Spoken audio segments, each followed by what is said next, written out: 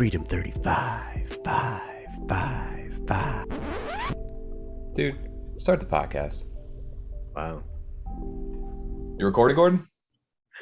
Gordon recording. Let's go.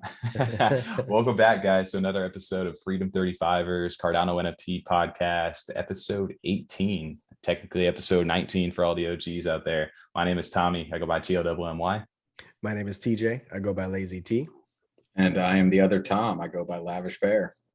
And tonight, we're joined by our very special guest tonight, CNFT's first TikToker. It's CardanoPapi. Welcome on, man. Hello. It's CardanoPapi. What up, guys? How you guys doing? Doing great, man. Glad to have you on, man. It's an honor. I have to preface that also. It's CNFT's first TikToker, probably. Probably. Yeah. Disclaimer, right? CNFT's biggest TikToker? You could do that. Most popular, most energized, Possibly, I'd say. yeah. Probably the most fun TikToker. Somebody You Out heard it here Like, first. Biggest TikToker. You heard it here first. We just called it. That's news. Okay, that's it. It's Done. me. Intro it out. No, no, man. I appreciate you jumping onto the show tonight, man. It's the third guest we've had on to the podcast, and man, it gets more and more fun every time we get to do these. You know, we get to all loosen up a little bit, just talk CNFTs, learn about, different perspectives from different people inside the space. And of course, man, you've got a great eye on this entire Cardano market and being involved with different projects, man. I'm excited to get into some topics tonight, man. It's gonna be fun. So Yeah, let's do it. I'm bringing you into this, man. Papi, just to kind of bring this in with all of our guests, man. Can you give us a little bit of background about yourself, how you got into Cardano and the CNFT ecosystem itself? I would love to, but I have to ask, why Lavish Bear? It's just from an old gamer tag. I think that was my first one ever on Xbox Live, I guess it was back then. I guess I'd had gamer tags on like Counter-Strike and things like that before, but when you actually kind of had to lock one in and couldn't change it all the time, that was the first one. Yeah, that auto assign on the Xbox, you log right on, and it just gives you that random name combined right there. It was Lavish Bear, and it just stuck, right? And before we kind of kicked this off, I was like, all right, I just need like a dumb name that I've used for a while that, I recognize for Twitter. You get your little avatar name on there. So I went with one that I'd used for a while that these guys would recognize. Never, back then we weren't even expecting to do this. And then, now here we are. So it's kind of stuck. Cool. That's cool. But he always goes by the other Tom, because like prior to our friend group, I was always Tommy. And he went by Tommy as well. So I met him in about 8th grade. He was my brother with TJ and them in their class. And we needed to switch the names up. We couldn't have two Tommies in the group, so he became Tom. So now he's always the other Tom in there as he gets introduced. So it's funny because we got 3 T's in here. We got triple T, we got Tommy, Tom, and TJ. So it's dope. Triple T's. But yeah, dude, jumping back, CardanoPapi, I guess that's also a good intro too. So as far as getting into Cardano and CNFTs, also, how did you get that name?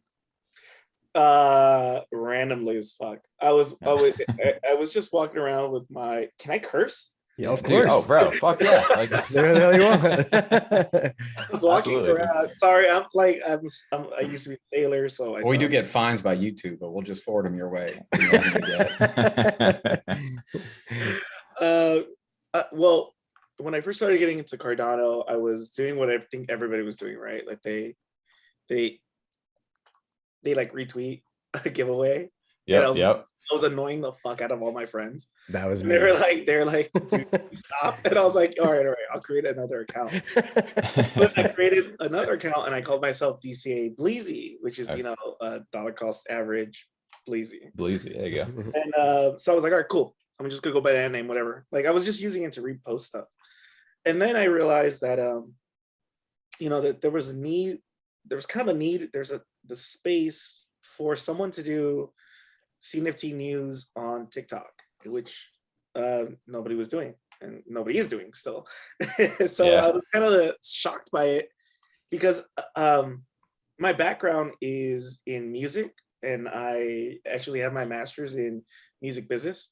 Oh, wow. And so I have all this information about just how, marketing and PR and, how social media it has such an impact on getting the word out for projects, for people, whatever brands.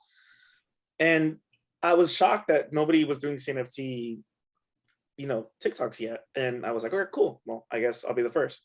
Yeah. So I hopped on it right away and I started doing CNFT news. And just, I guess, over the time, like, I needed a name. Like, I was like, okay, I need a better name than DCA Bleezy. And my girlfriend was like, why don't you call yourself CardanoPapi? You know, and I was like, you know what? That's a great name. It's fucking catchy, So bro. I I'll tell you changed- that. Yeah, so I changed my name to CardanoPapi. You know, shout out to Champagne Poppy, love you, Drake. Yo, I have a funny story real quick this morning. As we're leaving, I'm like, hey, we with my fiance, I'm leaving the house. I'm like, hey, by the way, tonight, we're recording the podcast. She goes, oh yeah, aren't you doing that with Champagne Poppy tonight? And I was like, no, babe, we're not doing that with Drake. But it's dope. But shout out to CardanoPapi though. Fucking killed me this morning. Yeah, somebody was like, are you the Drake of Cardano? And I was like, for sure. yeah, obviously. So yeah, I started doing CardanoPapi, and I realized somebody had to handle CardanoPapi. But this guy, he was doing the same thing I was. He was just retweeting for giveaways. Yeah. So I was like, oh, he won't care. So I just started doing it. So I started all of my intro videos, and very early when I started doing the TikToks, I would say, hey, everybody, this is CardanoPapi or DCA Bleezy.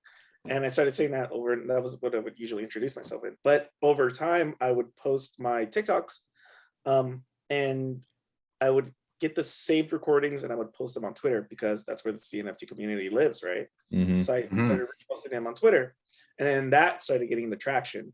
Because still, as much as I talk about TikTok, I think the older, like millennial and up generation, don't really think of TikTok as a means for information yet.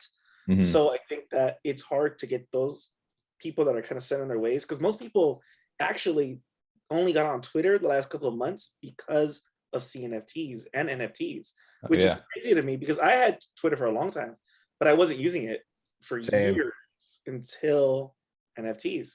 Yep. So most people are stuck on Twitter for now. But I think that the move to TikTok is going to happen. And I just thought, hey, I might as well be the first person to do it. Yeah, first mover, for sure. Mover advantage. So it slowly, the community embraced me, and saw that I wasn't, just shilling projects for, there are a lot of people, there are a lot of influencers on Cardano that are doing it just for the NFTs. I'll talk about your project, you shoot me 2 NFTs or that kind of transactional thing, and I don't really do that. I only talk about the projects I love, and I only talk about projects that I fuck with, because I actually know the people in the community and I appreciate their work, and I know how hard they're working behind the scenes, and that's what I talk about. Even more now, so now I am working with FutureFest and being a creator in the space. Now I even have a more focus of only want to promote projects that are, have good teams behind them, long roadmaps, and are of quality artwork. Absolutely, yeah. Well, that's why when Tommy said this, and especially, me and TJ don't get to jump in to the Taco Tuesdays as much, but we jump in and listen. We may not get to speak as much, so we definitely listened in quite a bit. I was excited for our show tonight, because it's similar, how you started was similar to how we kind of saw our space too, where there wasn't really a longer style like podcast format, especially with multiple people. There's a lot of kind of solo shows on YouTube that were just doing shorter videos for updates. And we thought, hey, this would be great. Just kind of hang out and chat and talk about what we enjoy, and same kind of deal with the projects. And you only have so much time to go over so many projects. So eventually you're going to get so many requests from people that are even willing to pay, where, you kind of got to cut it off somewhere. We just end up so far focusing on the ones that we're actively involved with or that really catch our eye. Yeah, absolutely. At the end of the day, that's the best strategy, I think, because when you do things for promotion and self-promotion, it can become a job. Job, and it's just so fucking boring. And it's like, why are we even in this space if it's not to have financial freedom and also the decentralized freedom to say whatever the fuck we want? Yeah. So it's like, it's good to be able to do things only because you want to do them, because if not, you could just be doing your 9 to 5 forever. Absolutely. Well, yeah, we do this because it's fun, right? Even the graphics and stuff, sometimes it takes a little bit of time, but it's a creative process we all get to get involved with, and it's enjoyable to do. Yeah, that's kind of how we wanted to kind of preface this, because you can see, like, Tom is really, everybody I think in our our group has we were all, just friends outside of this, just talking crypto and NFTs and having fun. Eventually, when we decided to start a podcast, it's like, how can we utilize those talents to actually do something? Tom's obviously tapped into the creative side of his editing skills and getting us into a new spot to actually make us look legit out here. I kind of adopted a lot of the marketing role out there, just kind of chatting because I had a big interest in this to start.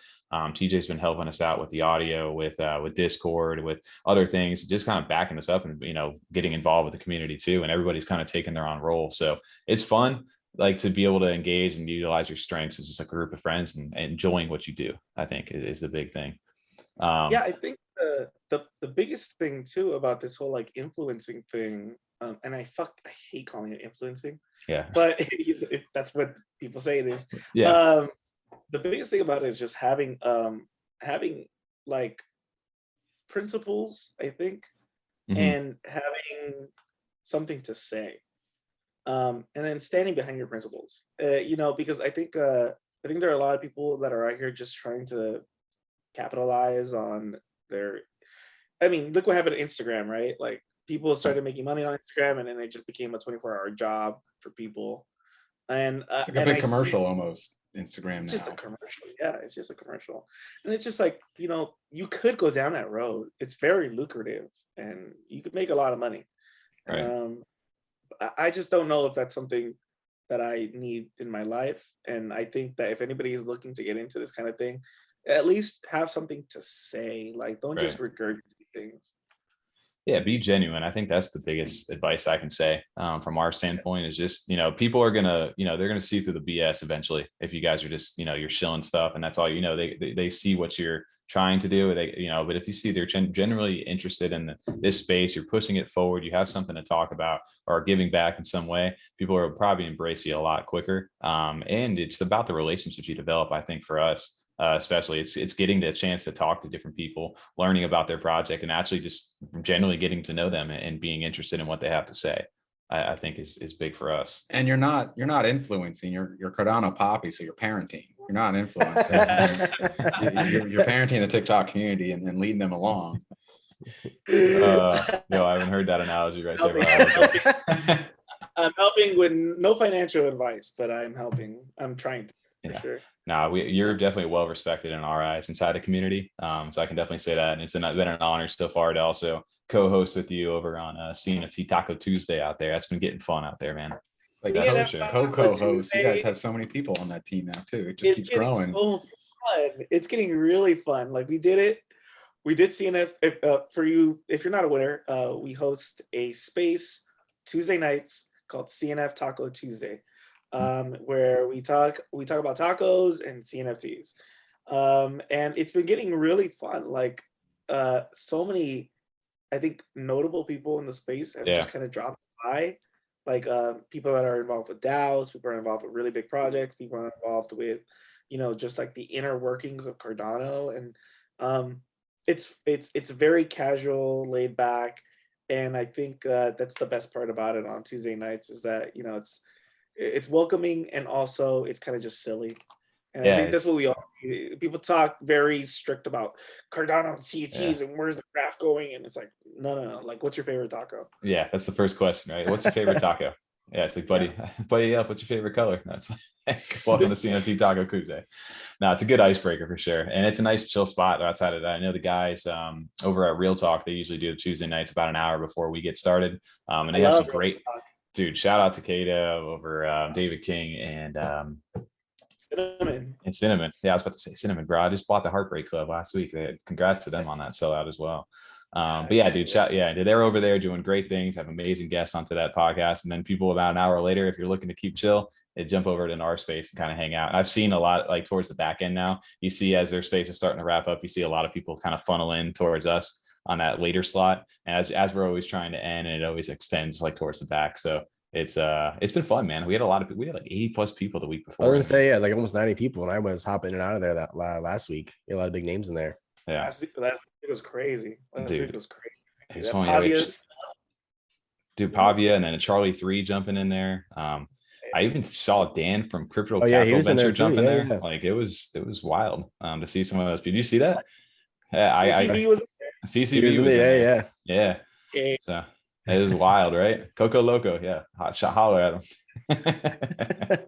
I still love my Coco Loco. I'm Yo, never selling. dude, I got my two silvers. I got my money back refunded. We'll just hang out with those things. I got a couple Loco Nuts too, but we don't, it is what it is. But I'll never, yeah, those Coco Locos, those are like a memorabilia inside the CNFT community for sure. That was a moment in. What was the flip one they did?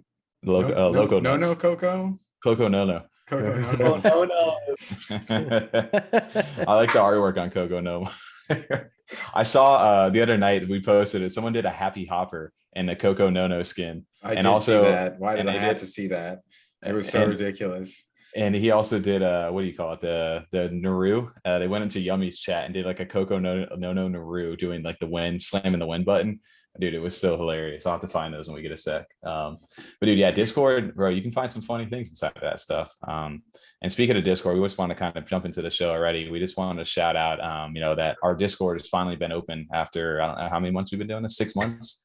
finally getting a chance to open up into this stuff. So we just wanted to shout that out. It's been amazing to really grow a community out there and actually have people support us. So we just wanted to say thank you for everybody jumping in over this past week. It's been amazing. There. It's been crazy. Like I've never been on the computer and my phone more in the past week, trying to answer people, but it's fun, man. And Papi, have you got your own personal like CardanoPapi Discord, or you guys, or where do you? Not yet. I'm waiting for like a good album. I'm waiting for the people to demand it before. That's kind of how we were at the same kind of boat, right? It's like we're not doing this until people are like, yeah, eventually like, hey, we want to talk to you kind of thing. And I think Spaces were originally the original idea to do that, but it's so hard to commit to a schedule. So we kind of got adopted by the CNFT Taco crew when we got a chance to talk to Vic.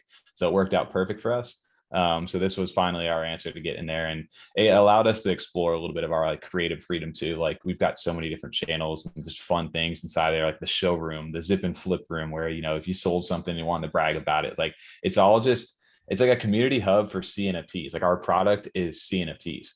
Like, and so it can bring a little bit of everybody from different communities in one. It's almost like the 2500 club, or those guys who, it's like, hey, this is the project here. Everybody go and, do all this stuff. And it's like DGen Central out there, but we're a little bit more, I guess, reserved inside of ours. Shout out to the 2500 club if you guys are listening. 100%. I think DJ and Travis actually jumped into our Discord today a little bit too, just to say hi. So we've got a good group of people in there. We got invaded this week by the Space Ape Club, and doing our community polls. So many people jumped in there. So it's been fun. There was a few others, but they were the biggest by far, for sure. Yeah, we had Cardano bits. I was say quite a few Cardano bits hopped in there as well. It's been crazy to see. You guys got the When Discord. When drop? When are we getting the dude? Hey, Tom's got some prototypes right now. We've been playing around with the different rockets lately, but now we've always explored that, and we that's always a conversation that we have, and we never want to sell anything that doesn't have value, and we're never gonna do that. We're not gonna rush something in there until we're ready. So, and we have the demand, right? So I think that's just something that's always on our mind. But for right now, we're working that utility and all that out before we actually do anything. Yeah, first up, we're going to do gentleman dates with me, TJ or Tommy. We're going to do auctions. You're going to have to pay your way to Florida, though, or pay for us to come to you. Yeah, you can come down, shout us out in Orlando, just hang out. Maybe we'll catch you in Miami, one of those different things. Yeah. I don't have Discord yet, but it's just like I'm so involved in the Future Fest Discord that it's just feels the same way. Yeah, you get so busy. Crazy. Like before the drop, having like 5,000 people to talk to, like it was a lot. It was crazy. Bro, I can imagine. We got like I think we're pushing about 200 coming up on right now, and man, I couldn't imagine. Like the notifications get crazy out there. I think the first day, like I was just literally just trying to get work done, and I'm just going back and forth because I got so many people chatting. It's very overwhelming, I'll tell you that. And that's part of the reason why we never opened it in the first place, because we wanted to be able to do it right. All the channels were lined up right before we even decided to make that move. Because it's scary, man. Once you put that thing out there, you got a community all of a sudden, and people are out there. You guys will get there for sure. Yeah, but I just wanted to shout that out real quick as we get there. And a big thing for us today too, which we went ahead and dropped a video out there. I don't know if you've ever seen any of this stuff, but this is just a shout out to Tom and his editing out here. He went ahead and clayified our entire F35 logo that you see in the background right now. He animated us. Our actual 35 logo went in the back with clays. Like, he just had fun with it for one of our clips, and he's been getting so good at this stuff, man. So I had to shout him out over here for this because I don't know how the hell he does it. I could never mess around with the graphics like this. So I gotta remake that now, man. I got my own good Charlotte Clay. I gotta throw it in there so I don't look like an idiot by myself, just chilling. Well, dude, the funny thing is that Tom was the one, he missed out on mint when we first got into CNFTs. He was getting back in around that September time. So the Clay Nation, that 10K drop happened. Me and TJ got in. Tom passed on that one because he wanted to go for a dogs on the chain. I was waiting for my ADA to come in from one of these changes. Damn. I don't know if it was a pass. I wouldn't say it was a pass, but it was like, yeah, I might I sit missed this one out on it. Yeah. I was waiting because of I didn't have any ADA in my wallet yet. I was waiting on the exchanges to send through. God, can you throw back to dogs on the We chain? didn't know what any of those were. We just thought every project back then was just, they were. Everyone just kind of 10x'd at that time until it kind of hit a wall. Yeah. So, it didn't really matter. So I was like, oh man, I missed that one. And then Yummy was coming up. Dogs on the Chain was coming up. I was like, I got plenty of stuff coming up. I'm ready to go. And, it turns out, look at what I missed. Yeah, right. Well, the base for me, insane. Yeah, I was so happy I got the clays. Like, I had some losses, but like at the end of the day, I was like, I'm good with my clays, man. Like, yeah. Well, I had originally minted the Satoshi Nakamoto, the one with the laser eyes from the original Series 2 Claymates. That's how I got introduced to them back in like late August, I think. So I kind of randomly was just scrolling when CNFT back in the day. I was like, oh, hey, Claymates, I know them. They're doing a mint today.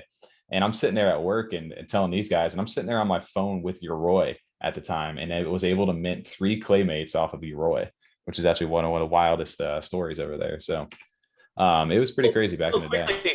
Real quick, just because you walked in the room, can I introduce you guys to probably the best Cardano translator that exists in the space? Yes, please do. Come here. Guys, this is not ready for on camera. Hi everyone. Hello. This is Jade Crypto. Nice to meet you. Hey. He's my other half for interviews with the Benjamins Club, because I do. Oh wow. Oh nice. Benjamins Club, and a lot of the artists are Spanish speaking artists, so we needed a translator, and so Jade volunteered, and she does an excellent job every single week, just talking to the artists and helping me translate, because trying to figure out how to say like metaphysical, metaverse, like psychedelic in Spanish, and like, or fungible, the Spanish word for fungible. God, you're right. But yeah, check out Jade Crypto on Twitter. That's awesome, man. Oh, thank you for introducing her, and welcome on to the show. Hey, that's awesome. Impromptu guest, I love that.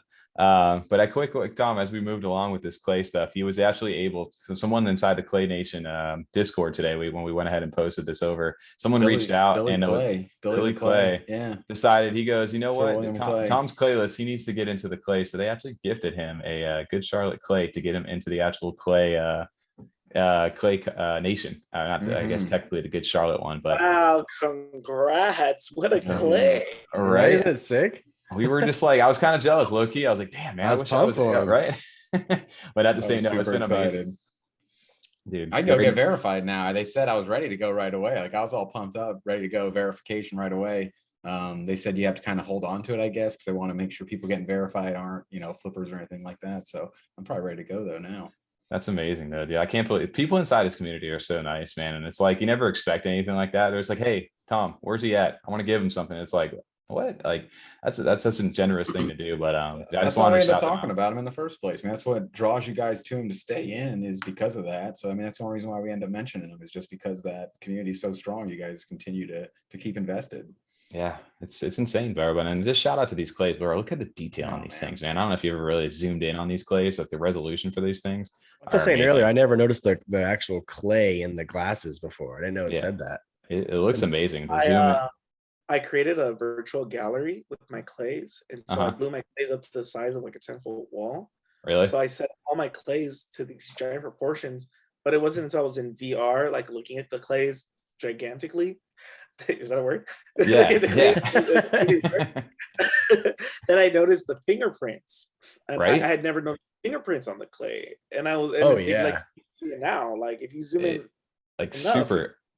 Bro, yeah, it's like you can almost identify somebody's thumbprint on that thing or whoever's creating those things, right? On the eyebrow, the glasses, everywhere. That's so cool. That just was one of the reasons why clays are just in that prestigious categories, because that artwork is it's like I said, it's iconic inside this space, but just in general, you don't see anything really out there like this into this kind of quality. So I love clays. They're obviously a huge community, and I just had to shout that out because I mean the artwork and stuff over here is amazing. I love that. Yeah, shout out to Clay Nation, but the team is also just very professional. I appreciate that level of that they're bringing to the space. Like I think that there's a lot of projects that people are just kind of like, fuck it, let's just do like a 5K project. It's like 3 dudes.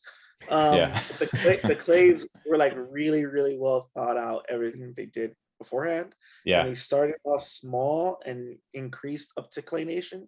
And they knocked it out of the park. And I can't wait to see what happens with their metaverse. Oh, absolutely. The Clayverse, right? Yeah, sometime I guess our avatars are finally going to get legs. And we're going to be able to download them in March of next month. So that's going to be a fun time to see that. And then I guess I'm seeing the metaverse land sale they mentioned today sometime in May is what I'm getting out of that. So that'll be interesting to see when that actually happens. So congrats, Tom, to being in the club. You're finally you're not clayless anymore. You got some clay hands out here. Finally. Yeah. Going back to what, for sure. Yeah. Go back to what CardanoPapi said, like, so make sure we don't do a 5K drop. He's like, fuck it, it's just 3 dudes. We can't do a 5K. We have to do like a 10K now. I didn't even catch that. Yeah, 3 dudes doing a 5K drop. It's like fucking 3 dudes doing a 5K drop. What's their subject matter? They got a rocket ship going to the moon. Yeah. We're done. Yeah. Nah, shout out. Yeah, the quantity of the size of the collection is definitely a big deal, right? Oh, yeah.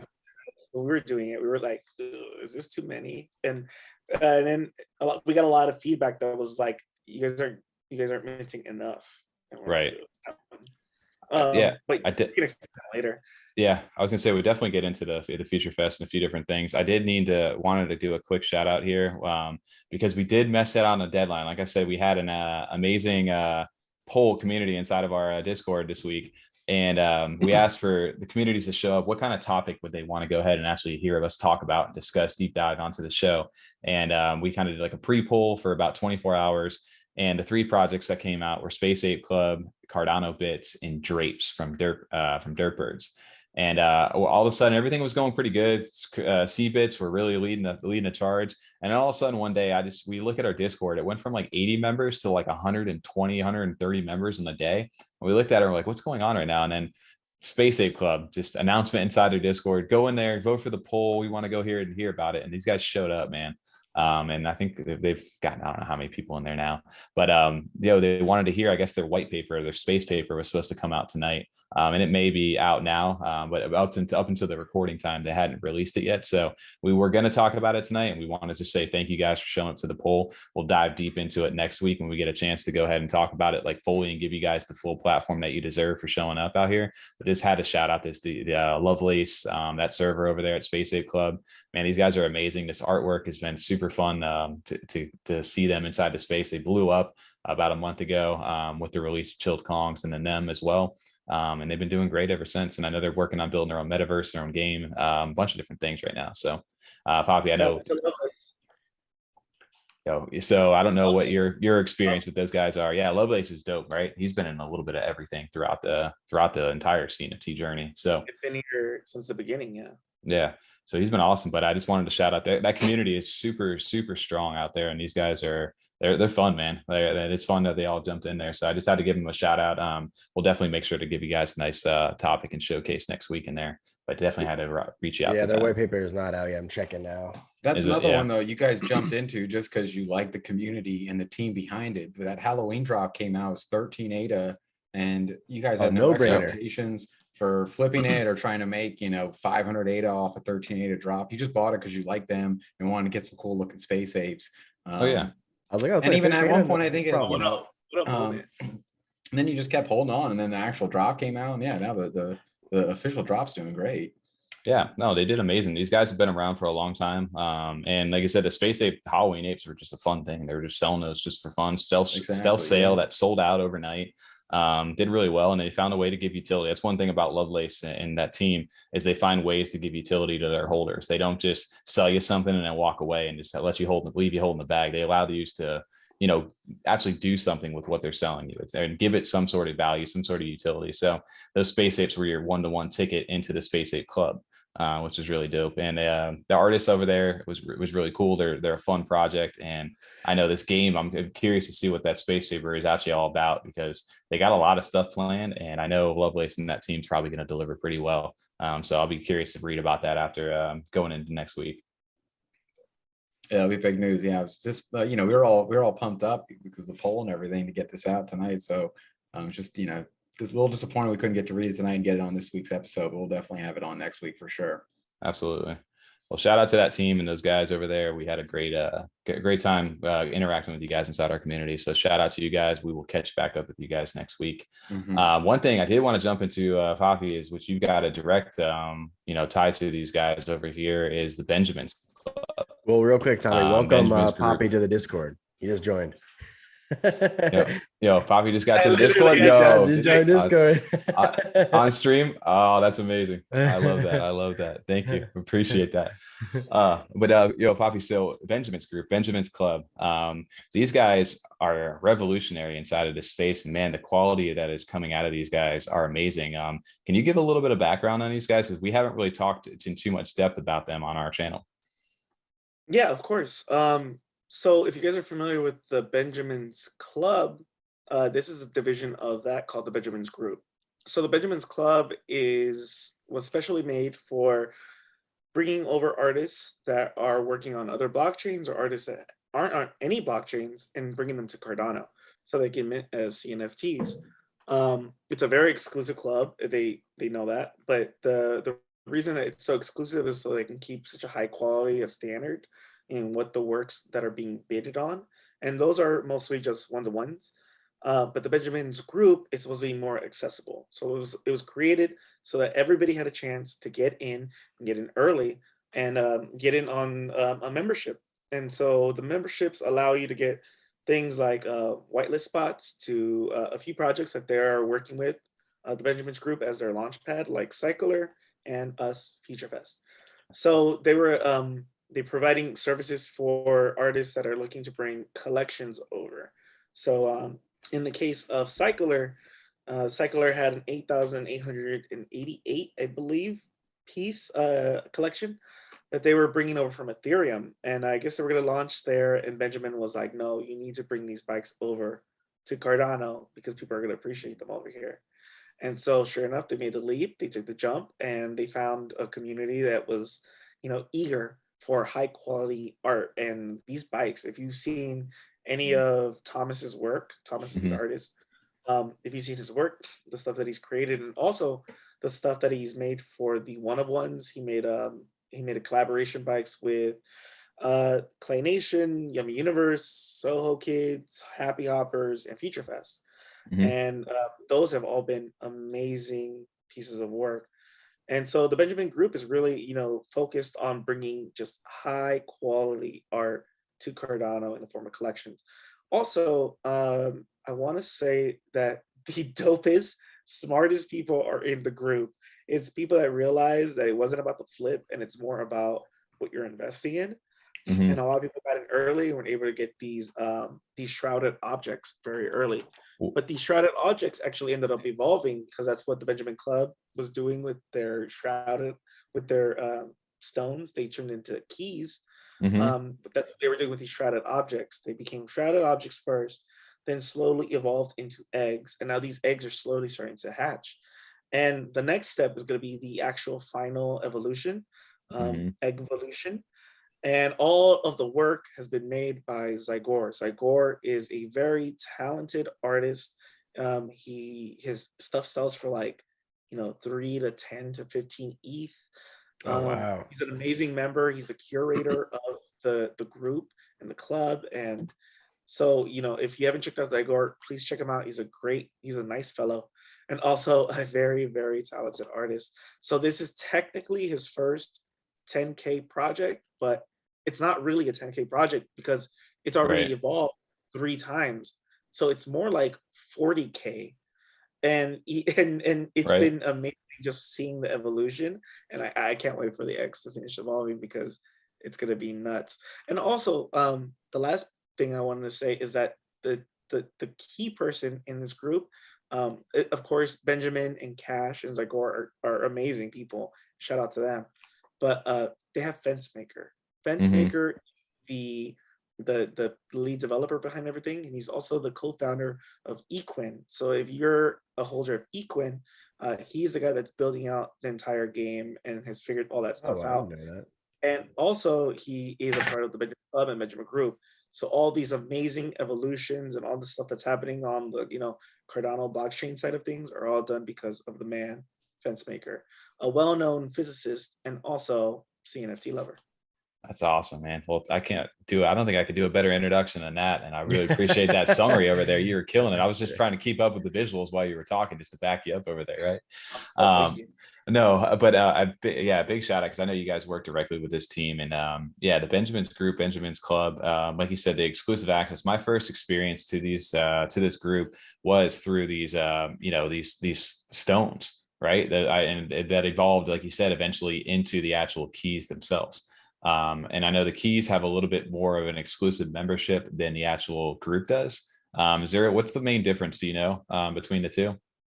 Yeah, the main difference between the club and the group is the club handles one-on-one auctions, while the group handles collections.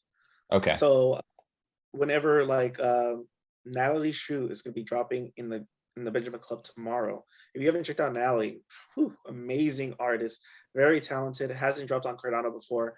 And that's what the Benjamin Club focuses on, is bringing over artists to Cardano and making their artworks into CNFTs. So awesome. If you're a club member, you can place a bid. I think they're also doing a thing where they're maybe lending a key so you can participate in an auction, but you would need to contact Benjamin Club directly on Twitter, let them know if you're interested. Right. And these were a lot less supply as well compared to the actual, that shrouded objects. 250.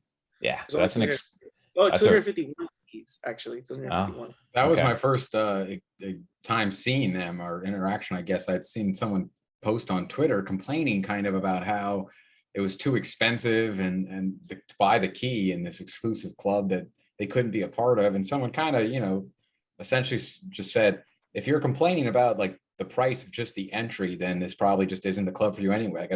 I understand that it is restrictive, but there's also just no reason for you to be in here, because you're not going to get in any of these one-on-one auctions if you're complaining about the key on the front end.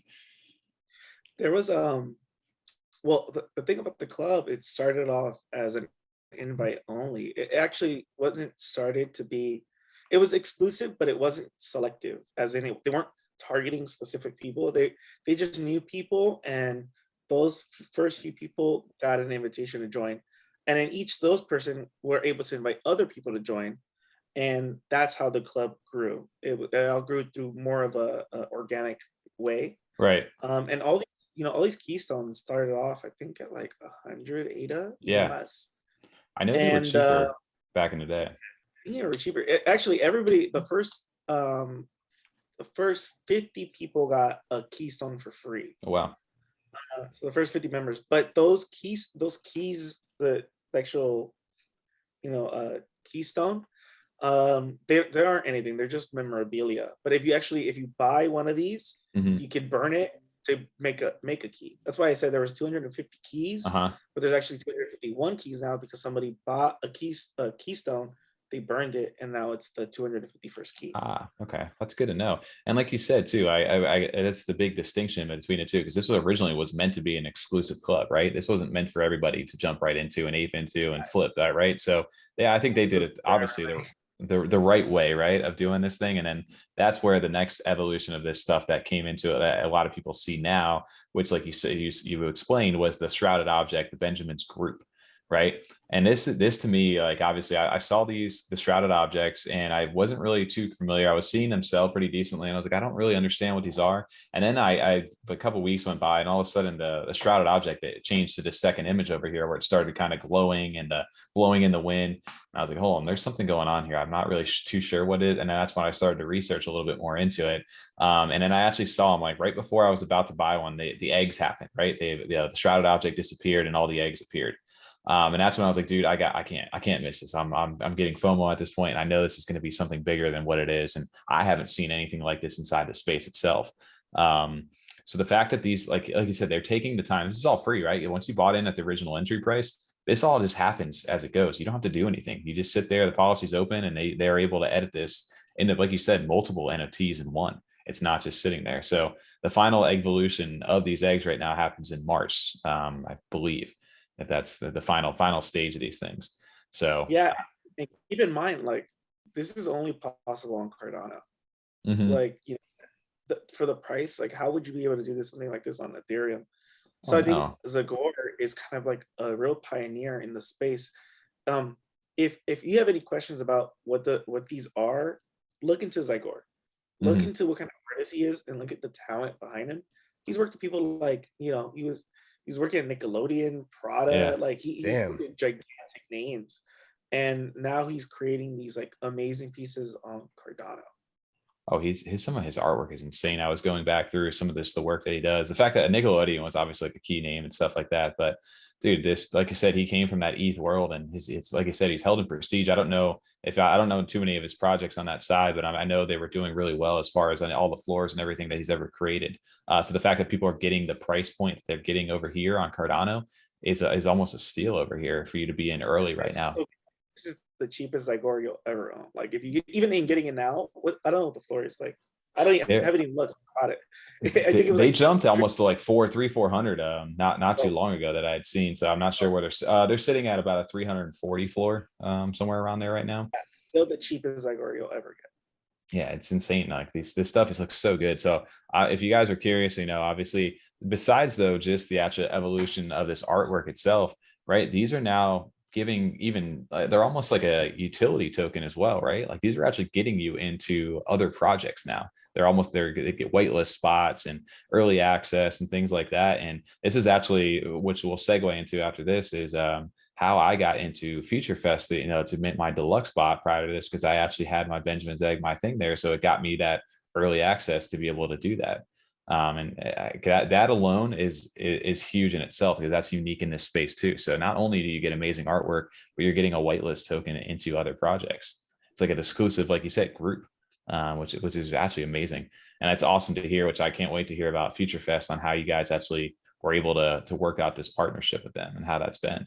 So shout out to you guys. I just wanted to quick go through this stuff because obviously Future Fest, you guys are now partnered with them as well. And obviously I think, you know what, I don't even know if I think our next topic was so I don't know if it was Future Fest, but I think we just might as well jump right into it here because I was going to say this is in the actual Benjipaper. You can save in this slide, Tommy. You're showing the Future Fest one. That's cool. That's wild. Yeah, I had to shout this out because, dude, when I saw Future Fest, I wasn't too sure before we started doing the CNFT Taco Tuesday stuff, man. I was like, what is this, man? This looks like a Mario Kart. Like, what is this thing over here? Like, I saw the little guys driving around. And then I realized, I was like, oh, wait, there's music and stuff playing in the back of this stuff. And then from there, man, I don't even know how to explain it. It was just like, yo, this is a dope like concept. What are these guys doing over here? And then Papi, I think maybe you can intro us into what Future Fest actually is, because it's the first time talking about it really on our channel. Yeah, of course. So Future Fest started off as an idea. During the quarantine, we noticed that everybody was moving over to virtual shows. Because what was happening was all of our friends that were performing, I'm kind of deeply involved in like the EDM community. Mm-hmm. I say EDM community because I don't like calling it EDM, but add the community to it. Right. And all my friends were moving over, you know, they were booking all these dope shows before the quarantine, and the quarantine came around and they were stuck at home and they were DJing from their living rooms and their kitchens. And we were like, well, how can we elevate this experience? So my partners at Future Fest were leaving their parent company, which was called Demicube. And Demicube let them go, and they were ready to just continue pressing, because Future Fest before was actually a VR company. Okay. So they were focused on creating VR 7 years ago. Oh, wow. And so after they were doing VR, they realized that the biggest problem with VR was that the accessibility problem, especially the last couple of years, only have people been starting to get VR, goggles and headsets. Yeah. So it hasn't really been accessible to a lot of people. But they were creating all this awesome stuff. Like the tech was amazing. The graphics were cool. Like they were such smart guys, but unfortunately there was no product fit for the market. Mhm. And that's when the quarantine happened. So I started doing live streaming events with my friends, and our CXO Kevin, he was actually like the first person that was like, let's combine the Future Fest stuff with live streaming.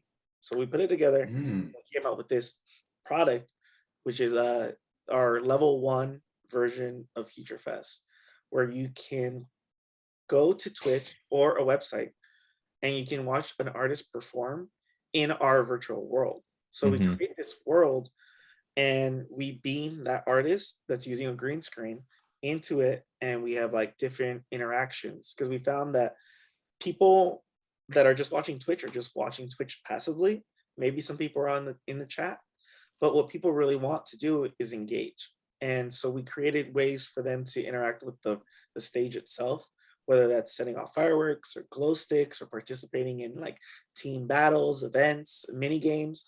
And that's what we were doing for the last 2 years. And we kind of slowly over time, we ended up working with these pretty big names in the EDM world, like Anjuna Beats, Space Yacht, Dirty Bird. These are all bigger names in that scene. And thankfully, over time, we partnered with great brands, HyperX and Very Red cool. Bull, and we were able to do really cool stuff with some great artists. Okay, Arias, Fada, Martin Holger, and it was just so dope. We finally got a chance to do what we wanted to do, but that's also around the time where NFTs started coming in. And so we were looking at these NFTs, and our partner Space Yacht Records, they were actually one of the first drops on Nifty Gateway. So we learned a lot about NFTs through them and seeing what they were doing. And we thought that the idea of an NFT was cool, but we just didn't think that we would purchase it ourselves unless it had actual utility. Right. And that's what we were saying. The problem with NFTs was that they weren't offering utility. They were just offering pictures, JPEGs, and a quote unquote community, which is no shade on anybody, any project. But we just said, if I were a customer of Future Fest, I wouldn't purchase this unless it had a real utility behind it, Right. which is where we are today. Yeah. So we, the last 6 months, we've been working, well, more than 6 months, we've been working on this idea of creating a level 2 event. And that's what you showed earlier. That's a character that you could play in game. So you're this character, all you have to do is go to your web browser, launch the game, select your cosmetics, and as soon as you get in, you can be this character. You can run around the world and you can interact with it. There are like things like trampolines and wind turbines and little things you could set off during the event, but this is all happening during an actual performance. Right. So most people, That's I think, sick. will come for the performance, but I think people will stay because they're so engaged with what's happening around them. And when you have more and more people just playing around, like it gets insane. It gets so cool. And so the beauty of our NFT project was that we released a 10K collection for our Futurebots, and then we released a 3,333 deluxe Futurebot collection that comes with airdrops, 3 airdrops for throughout the year. So all of these NFTs are provide cosmetics would make you like in your playable character. We provide access to 3 exclusive events that we're going to be holding out throughout the year. And also there are public events that you can always go to and be your Futurebot. And and it's just like a really great way, I think, of raising the bar on what an NFT is and raising the bar on utility on Cardano. So the future bot that you mint doesn't necessarily have to be the one you look like when you go in there, because you can get special cosmetic traits to pick and choose from before you enter a show or an event, right? Yeah, you can mix and match. That's cool. I like that. That's what I was like dope, like watching the little video. You guys had dropped a dev vlog too today with your COO Matt out here, and I was watching him select the different faces for his for his like future that. bot over here. And I mean, dude, first off, that's amazing. Congrats to you guys and the team out there. First off, on the sale, just in general. But this stuff, man, I still don't understand why more people don't have eyes on this stuff. Like, I feel like they're sleeping on this project just in general, because one day when you guys do execute what you're looking to do, man, you're gonna have a lot of people out there who are gonna want to jump inside of here. But it's so much fun right now to know, like, you guys have an amazing team behind you, and this stuff, dude, it looks amazing. Like, your artwork, the technology behind it, like the interactability. It's like everybody's talking about these metaverses right now. Like, dude, you guys got a working actual product right now where you guys can actually jump into this stuff and actually watch it like happen in real time with actual players on there. So you guys aren't just talking about it, you guys are doing it. And I'm super stoked for this to launch here soon. So I just wanted to say congrats to you guys, man. These things look amazing, by the way. The artwork and stuff, your artists, man, really. Oh, really they do. good. And I mean, the market's definitely there too. I think, I don't know, some people listening might be surprised. It may not be something they've looked into before, but just virtual events, especially since COVID, like you said, where they really peaked, have been taken off in general. I mean, even as simple as things as like Grand Theft Auto, like the RP servers or role-playing servers for Grand Theft Auto, they throw parties and have trivia nights and things like that, or it's just a virtual gathering, and they don't even have this much necessarily interactivity. It's kind of just, it's more just them talking and staying around, like the community part. So having an actual artist there and real performances and real shows happening just adds that whole other element layer to it. Dude, it's insane, right? Like, you think about like Fortnite or something where you got like Travis like Scott jumping out like the Astro World doing like a live concert and stuff like that. Like, here's your actual DJ on the screen right now. Like he's really in reality, like really doing this. So I always wonder like what the DJ sees on the other side, right? Are they just like doing their thing and like watching like this virtual world below them, or like how the other side looks. But and to that point, the Travis Scott performance was only a few minutes. right. As well as the Ariana Grande, or I think who else did it? Justin Bieber. Yeah.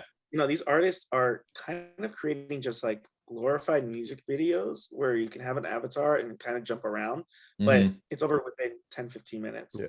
Right. We're doing 5-hour, 6-hour performances. Nice. 1 hour performance for each DJ, back to back, a huge selection of music, huge range of artist discovery.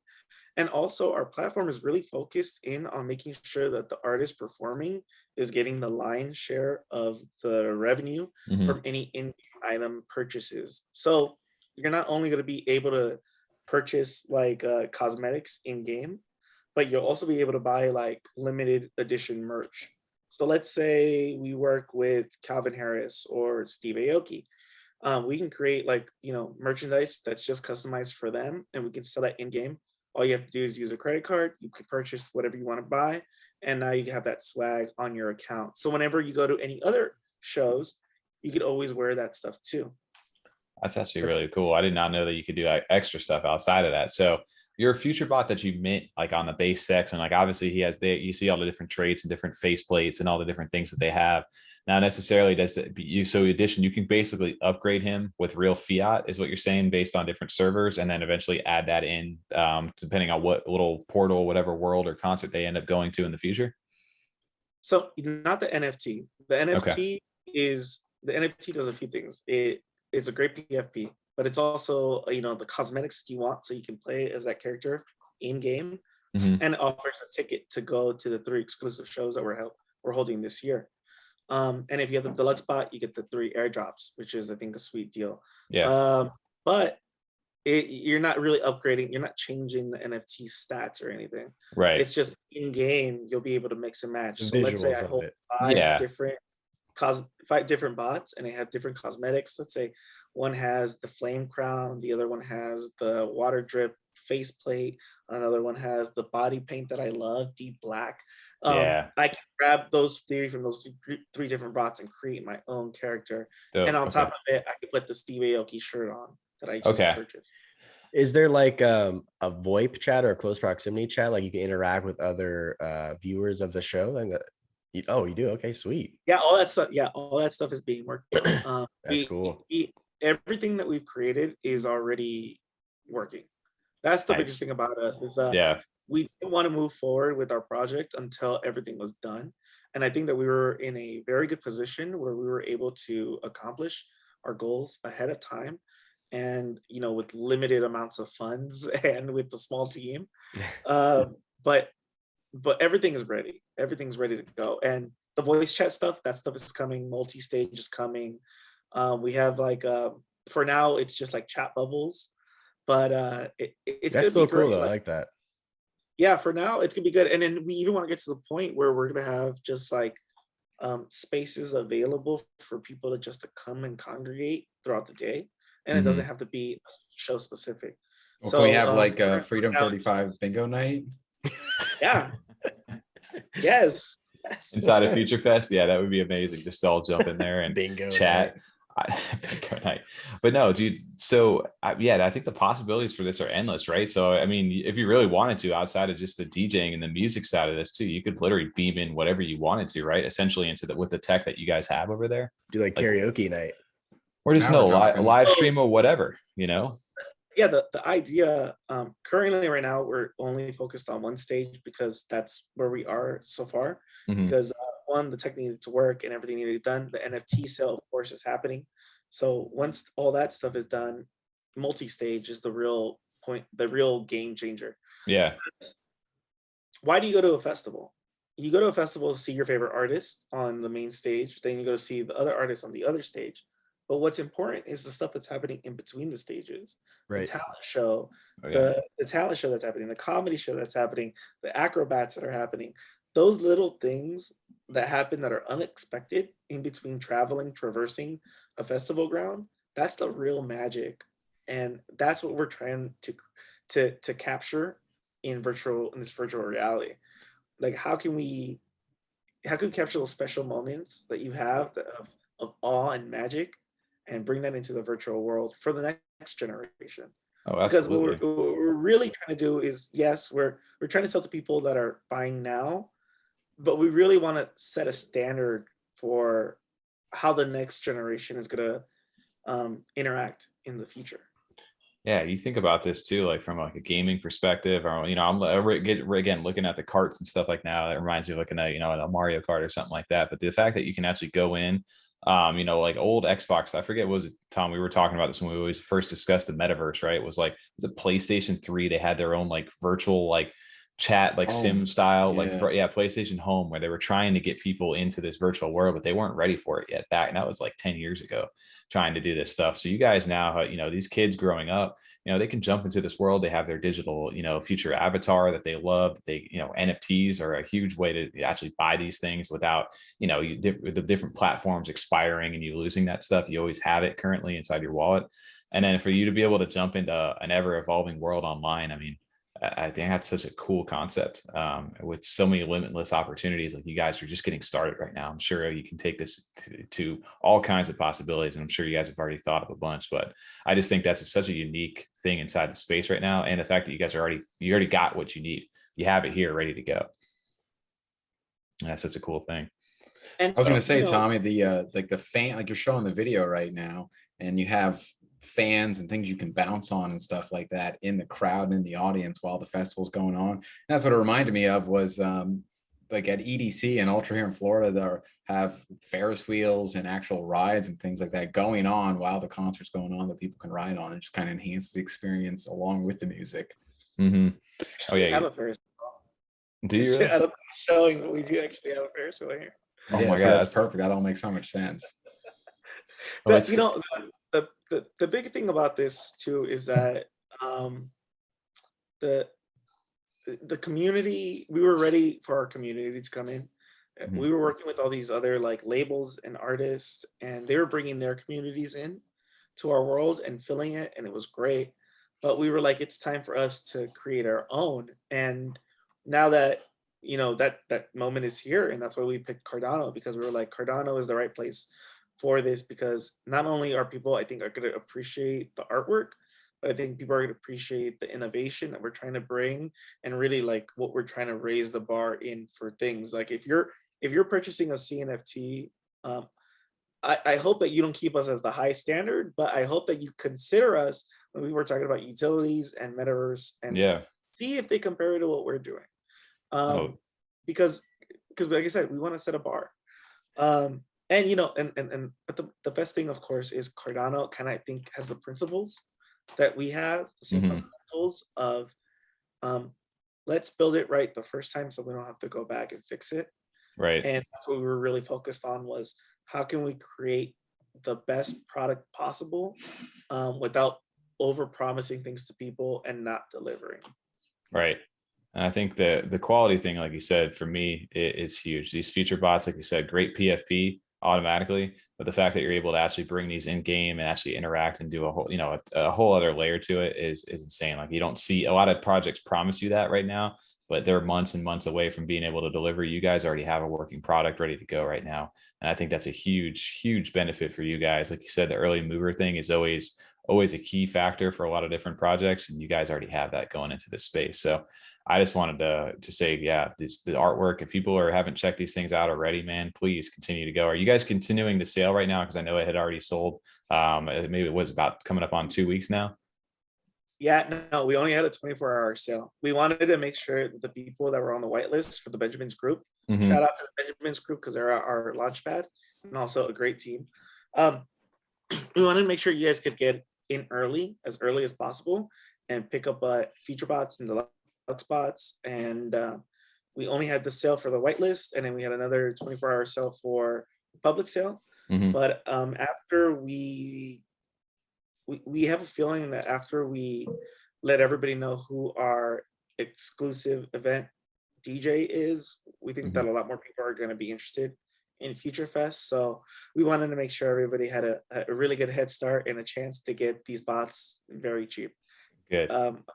Everything else is to be announced, but I know you're hyped about it. Go check these out. I know you were hyped This is about the it bot last you night. want. I know everybody was talking about it last night, trying to figure out who the DJ was or who the announcement was going to be. Everybody keeps saying Steve Aoki, and we were like, no, that's not the one. But I'm really I'm excited to learn who that is, because I've never done one of these virtual concerts and stuff like this. But will definitely be my first time jumping in whenever that time happens, because I had to go give a quick little shout out to the deluxe bot that I was able to mint right here. This is my deluxe bot right here. So shout out to this. You showed that. Damn, Tommy. I never seen that one. That's cool. Yeah, right. Yeah, he's got the body, the little cloud. Was it the frost faceplate? Son of a bitch. Yeah, he's got the gold cash cap. I mean, I think I like the eyes the best. The snowflake eyes. Yeah, the frost eyes. Yeah, they're dope. I like this. I love the artwork, man. Yeah, he's got the little Shaka thing. I love this artwork, man. I also think, I don't know if this is true, but this might be the first project that has different poses. We noticed that most people left or right facing, and we have like 7 different poses. Yeah. No, I did not notice that. But now you say that 100%, because I've looked through all of it. You're right. That is something that stands out that I don't even think I picked up on. Yeah. His little shock at that's such a perfect thing for me too, because I always had those stupid, like the little thing right there. So I love that right here. That's what I did too. But I love my Futurebot. I'm holding on to this thing forever. So I just wanted to shout that out over here. Your project, CardanoPapi, is just amazing. And you're gonna love the airdrops. Oh, I can't wait. I love the fact that, like you said, you guys have the metaverse, you have the concerts, you have the NFT. And the airdrops are unique with rarity as well. Oh, really? See, that's interesting too. And they're in-game use. They're gonna be in-game use with rarity. It's gonna be dope. Really? So you can actually say the airdrops you're gonna be able to use, like physically actually do something with them other than sit in your wallet? Yeah, of course. Dude, that's that was the whole thing about, I'm telling you, the whole thing about our project is we wouldn't do it unless we thought we would buy it. Right. And everything that we're selling, we would buy. I bought a shit ton of my own shit. Yeah. Well, now, I was like, this is on Cardano, and I don't blame people for maybe I think we had about a month and a half of time to actually do marketing. And I think our sell went really great for just doing a month and a half of marketing.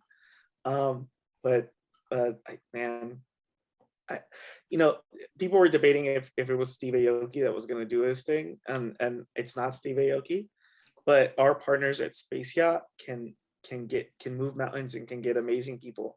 Yeah. And let's just say he was on the list, but he's not the only A-list celebrity DJ that we're looking to do this. That gets me hype. I like it. So Steve Aoki is like the easy go-to, right? Like he's the most famous one. He's big into the NFT world. So I'm really excited to see who you guys have for that. And we'll definitely be showing up there. I definitely might go look around and grab some more Futurebots now. just in case we want to have a couple more, or maybe kids down the line, somebody wants to go hang out in this virtual world one day.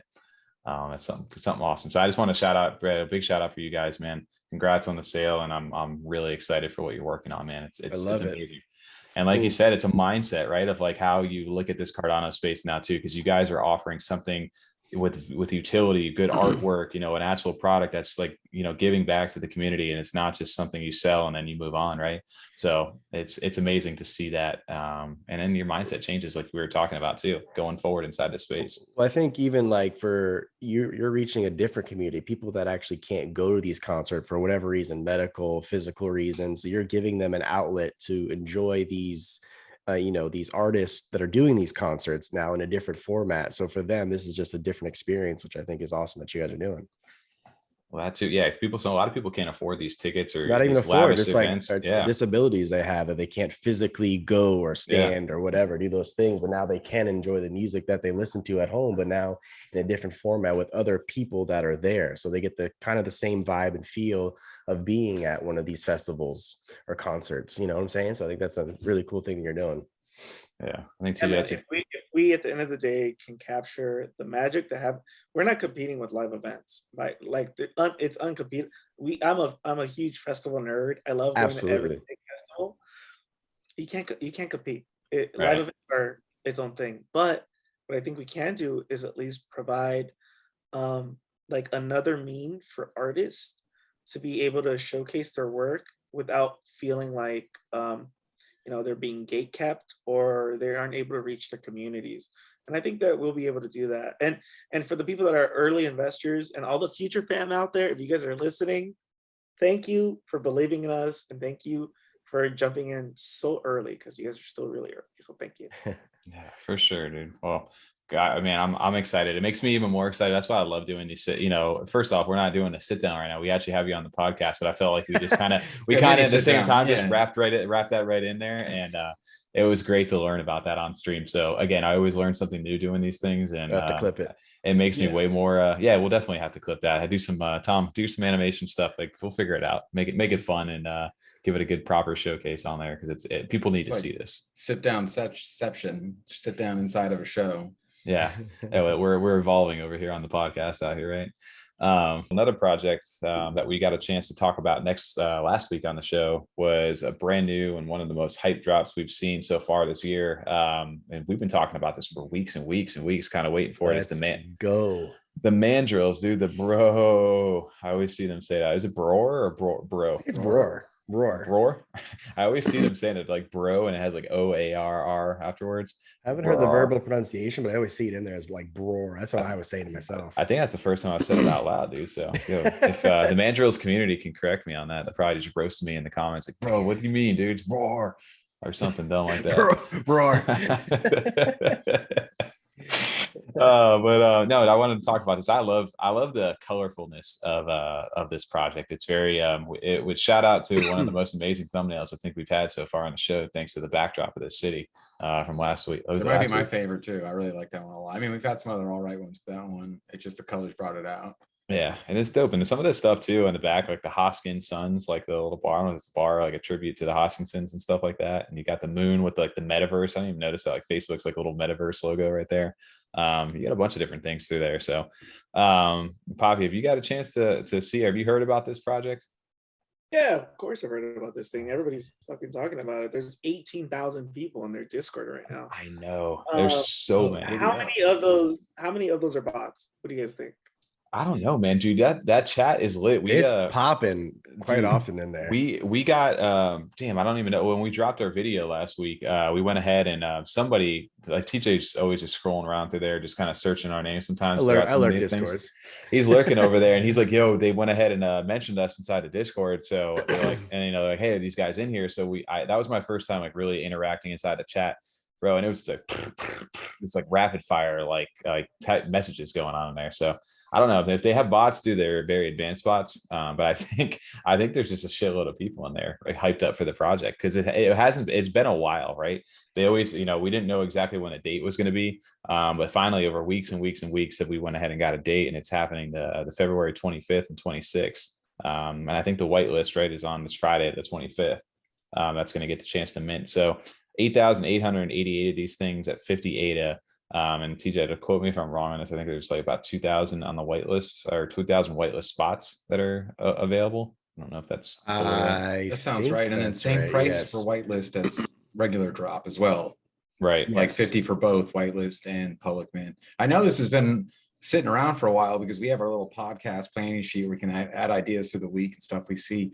And TJ, you had this on there like 4 weeks ago. I had it like 6 weeks ago. Yeah, we've been wanting to talk about it. We didn't want to bring it up too early before they kind of had a date in mind, or actually like some real news, and then have more stuff to go over later was our original hope. But I'm just excited finally they got this coming out. I think this is one where all three of us at least have gotten got that whitelist spot we're gonna be getting in on. Dude, it's been insane over there. But how do you mint? So address drop, or so what they're doing right now, the whitelist, yeah, it's just a little over 2,000 of these things for the whitelist. But inside the Discord this past week, and I think it closes today, you had to go ahead and drop your address and to their bot to be able to mint. So however they're going to be doing that, basically when they're going to drop an address to the whitelisters, and the whitelisters, I guess, it's going to filter you out, right? So if you're whitelisted on there, you can mint, it'll send you the thing. Otherwise, you're going to get refunded back. So hopefully they do it with like a closed chat, because I know that was one thing that happened with like Soho kids and stuff too. Like everybody had like that whitelist spot.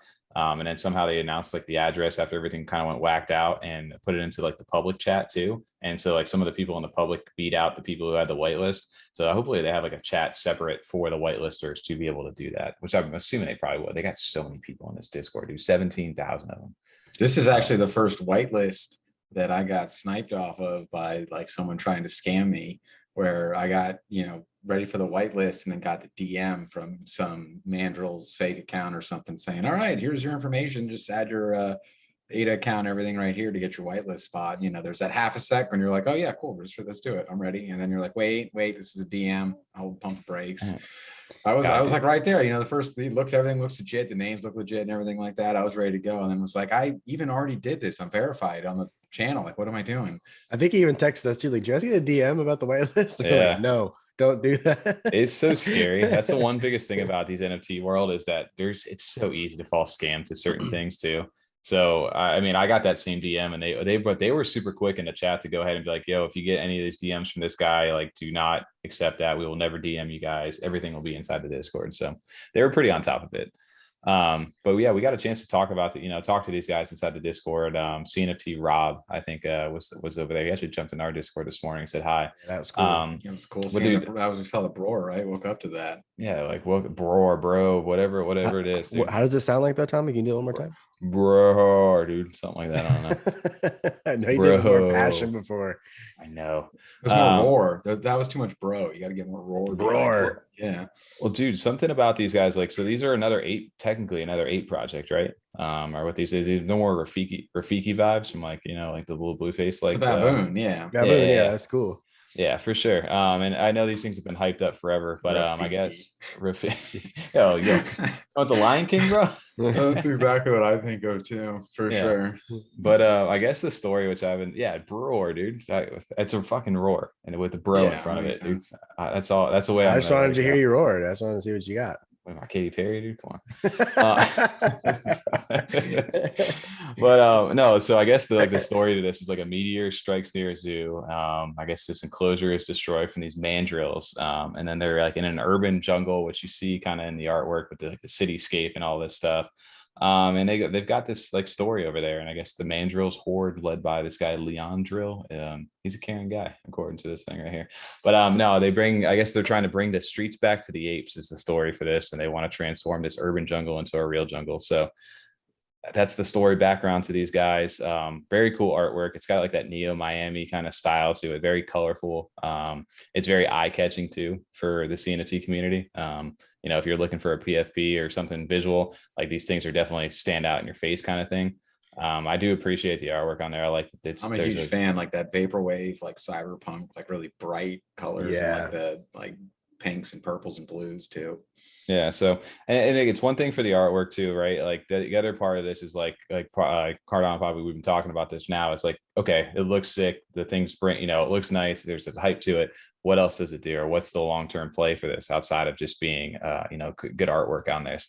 And one thing I do appreciate about like the roadmap that they have is they're not really like over promising anything right now. They're kind of just giving you like, very like just basic information about what they're trying to do. And it's, they're I guess one of the main things they're toting out there outside of there is the community. They're very, very big into like building the community inside of there. It's community first for them. And I guess the community wallet is going to be one of the things where I guess royalties are going to go directly back into a community wallet. So you can kind of track, vote, and do what you want with it. So you're going to have DAO kind of capabilities, I guess, for being a holder of this Mandrillz. And then again, they're giving you options for what they want to do with it, like potential land, royalty sharing, support animal projects. It's nothing crazy outside of just I guess, developing it inside of this community. I know they've done some cool art too. Like, hey, yeah, it's got some kick-ass art here. That's a different kind of take. I like them, even though, like you said, it's technically an ape. I feel like the baboon and like the detail to it is different enough that it doesn't instantly associate in my mind, at least with seeing some of the other ape projects. Not at all. Kind of draws me to it. It's a little different, that's for sure, at least in my mind. And I've seen multiple collabs that they've done, but I was actually reading through this right here. It looks like they're doing collabs with partners such as Udin out there, Kimosabi. So, they got some legit people inside of, the actual CNFT community. It's not just like some hyped up out of nowhere project. These guys have been around. That's your guy, Tommy Udin. You love that. I mean, how many hoppers you got now? 240. No. We got quite a few hoppers over there. I love the hoppers, but and Udin's artwork. But yeah, it's dope to see this kind of stuff. And they have a skull art drops where they're collabing with different Mandrillz skull art drops. I don't know. There's a separate policy ID that's going to be done for that. And then outside of that, I guess OG merchandise, raffles, premium drops from time to time with like shirts and merchandise. And then something about the bees, dude. I don't know. I was reading through this. The Mandrillz love bees. So every 1,000 NFTs sold, they have a new hive, and I don't know what that is. We're working together with international beekeepers. So did you say beads? Bees, as in like, dude, yeah, like buzz. That's from Arrested Development. That's like a whole running joke on there. That's all I could think of. Yeah, so I mean, to me, they're not like promising you like, here, we're gonna have this metaverse, we're gonna have this game, we're gonna have all this stuff. It's just like, hey, we're working along. Once we drop this thing, we're going to start building a community. So they're not overhyping it as far as anything crazy. Is that enough for you to invest in? I think that's the big question nowadays for people. Like, is that enough for you to invest in the project itself? To me personally, I think I just like the art itself. Like that's all this project could be for me, is just the art as is. I like that. I mean, I really do. It really is different than some of the other stuff that's out there right now. Just catches your eye, right? Yeah, and going back to, I think Papi asked earlier, like how like the public mint is. I'm not sure. I'm really sure how the public mint is going to go. If they're going to post an address or what. I'm not sure. Little research that I did, it looks like there are about currently, as of today, 2.05K people on the whitelist. Mm-hmm. The whitelist, it's 3 mints per whitelist person. So there's only 8,880 drills. This is probably and I guess the OG and whitelist drop again. It's happening on Friday, February 16th at 1600 UTC. It says no stress. You have 24 hours to mint. So if you're in the whitelist, you got a stress-free kind of drop going on. And I guess there's a max of 3 NFTs per registered wallet out there. So for that, but I think it's for the OGs, not because in the whitelist. Yeah, you need to have both roles. So just the whitelist gets just 1. If you have the OG, you get 3. Gotcha. So I don't know how many OG roles there are, though. I'm not sure about that. Gotcha. Okay. Well, either way, I mean, I don't know how the actual mint itself is going to go. I mean, that's something we can go ahead and research a little bit more. I don't know if they're utilizing like a reservation system that once you click the link or whatever it is, you have an hour or whatever it may be to go ahead and do. Seaplanes. Oh my God. No, don't give me another. Disco Solaris was the one where I got scarred by the seaplanes, man. Oh my God. That drop was so bad that I won't even buy it on the secondary, because I'm just like, I love the art, but yeah, God, and that PTSD is real, man. Oh I tried to get with my phone, I got hammered. I was like, oh, can't connect my Navi. Fucked. All right, I'm out. It's funny, when we did their Future Fest drop, people were asking about, they're like, is this only Nami to mint? And I was like, what are you guys talking about? And then I realized I was like, oh yeah, a lot of people are moving to that, reservation system and all that That stuff. screws me. Yeah, a lot of Which is things are great. doing that. Which It's is great. I'm happy. I'm glad to see the evolution of how people are like doing drops. I hope the Mandrillz has their infrastructure figured out, because a lot of people trying to get this. I think I assume that they seem to have a pretty good team built behind them right now, and I feel like these guys are gonna do the right way. I don't feel that kind of vibe of like a pump up kind of project and then just get all the hype going and then they kind of just deflate after that. I don't think these are going to be these They're guys. very active, it seems like. Yeah, so I'm excited to see what they got going on, and I know they have some partnerships with other things. One of the things that they were displaying in there, which I don't know if I'll be able to scroll to, but it's with Retrosound. Shout out to Blake over here doing a video on them. But yeah, no, they were doing a partnership with Retrosound NFTs too, so they actually had a music, actual like soundtrack for the Mandrillz themselves. Those are cool. Dude, and I love the retro NFTs, by the way. But shout out to the Mandrillz for coming up on this mint. I know Friday will be on that whitelist, and I'm curious to see how they do. But this seems to be, like we said, even if you don't know what's going on, you've at least heard of these guys.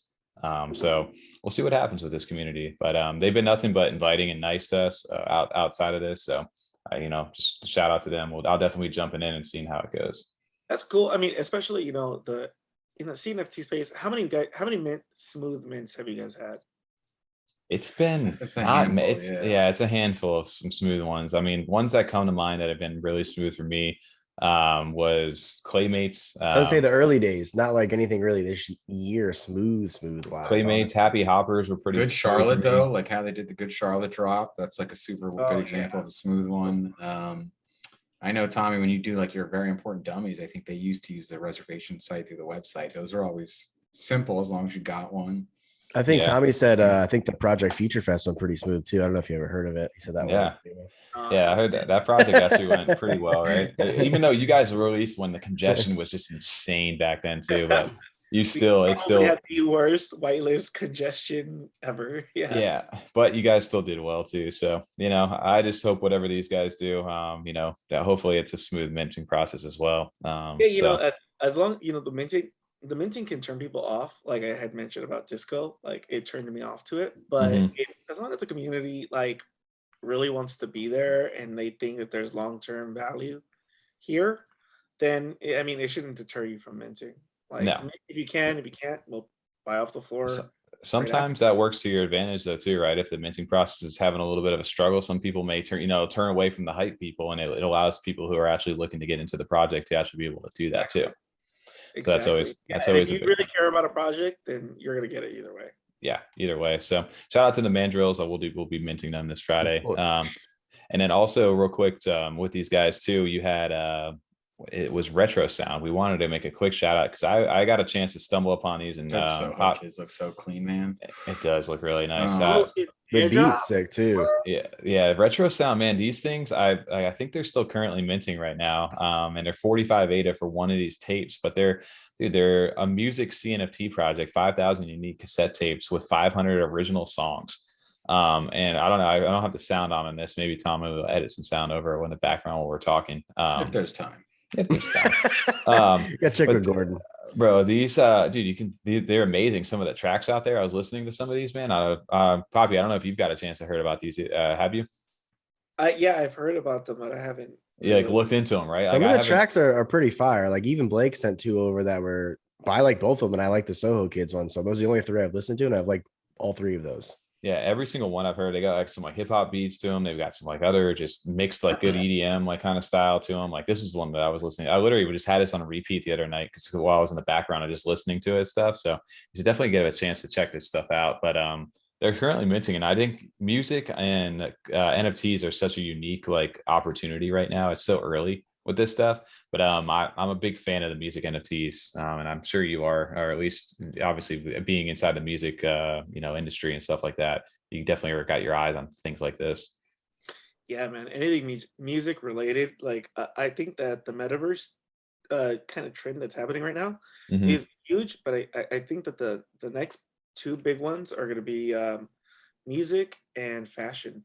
Yeah, when people start creating new ways of consuming music or distributing music as well as like purchasing fashion and being new ways to express yourself in like the metaverse.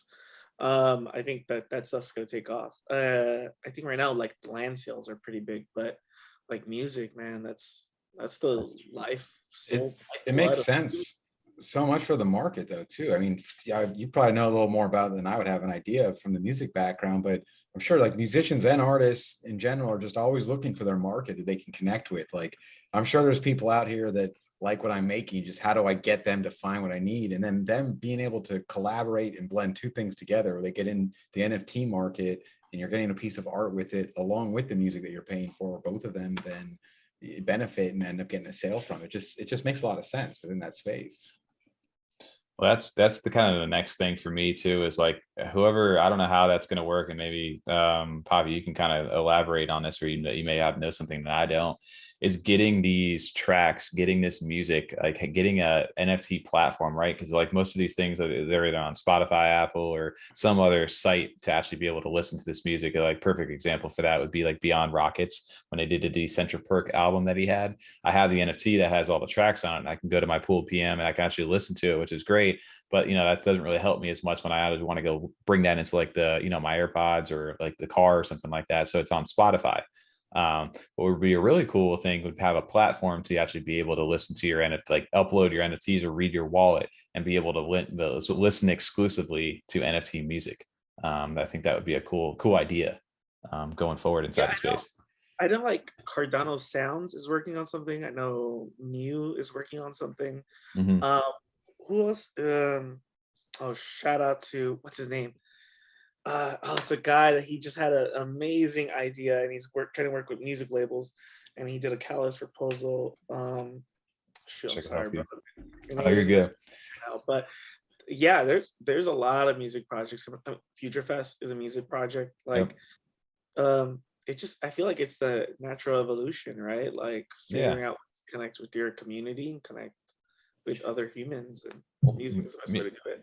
Music is coming to blockchain. Absolutely, yeah. Once you get, you start building the worlds, right? You got the artwork, and you want the music, then you got, the space to be at. And people live off that. And I know I'm one of those too. Like at work in the background, I got music in the back of my AirPod all day while I'm just doing something. I hate being in like silence. So even these things where these Retrosound tracks, man, they're amazing. I could literally run repeat some of this stuff. Or if I had like an album of them, dude, I could listen to it all day. I just love how they're throwing it back to the cassette days. They even make a reference about like, you don't need your pencil to go ahead and rewind these ones. I was just thinking that. Remember that back in the day on cassette? Wow, yeah, I do. What they need to do is they need with to the eraser part in between. They need to have they should have came out like a hit clips. You remember those? You got to put your cassette inside them. They play like 10 seconds of a song. You know what I'm talking about at all? Those little hit clip things. I do. Almost like the Gizmodo project. Like if they had a little cassette player, you got the Walkman with it first, and then you had to do put the tape in the Walkman to play it. We're showing our age here, Tom. Yeah. Well, I never had Walkman. That was a little before me. Yeah, the Walkman. It was like the CD non-skip player back in the day. Oh, yeah, man. Dude, the detail on this stuff looks really nice though. I've seen them minting, and I haven't really, I hadn't pulled the trigger on them, but after listening to this stuff, I'm definitely gonna probably pick up a couple. But I just want to shout out the music stuff because I know Mandrillz did a thing with them, and I just saw, like you said, Soho Kids today had dropped it. So there's a perfect combination of fashion and NFTs and music right there between those guys. So shout out to Retrosound and the team out there. Shout out Retro. Still minting. Mint is live.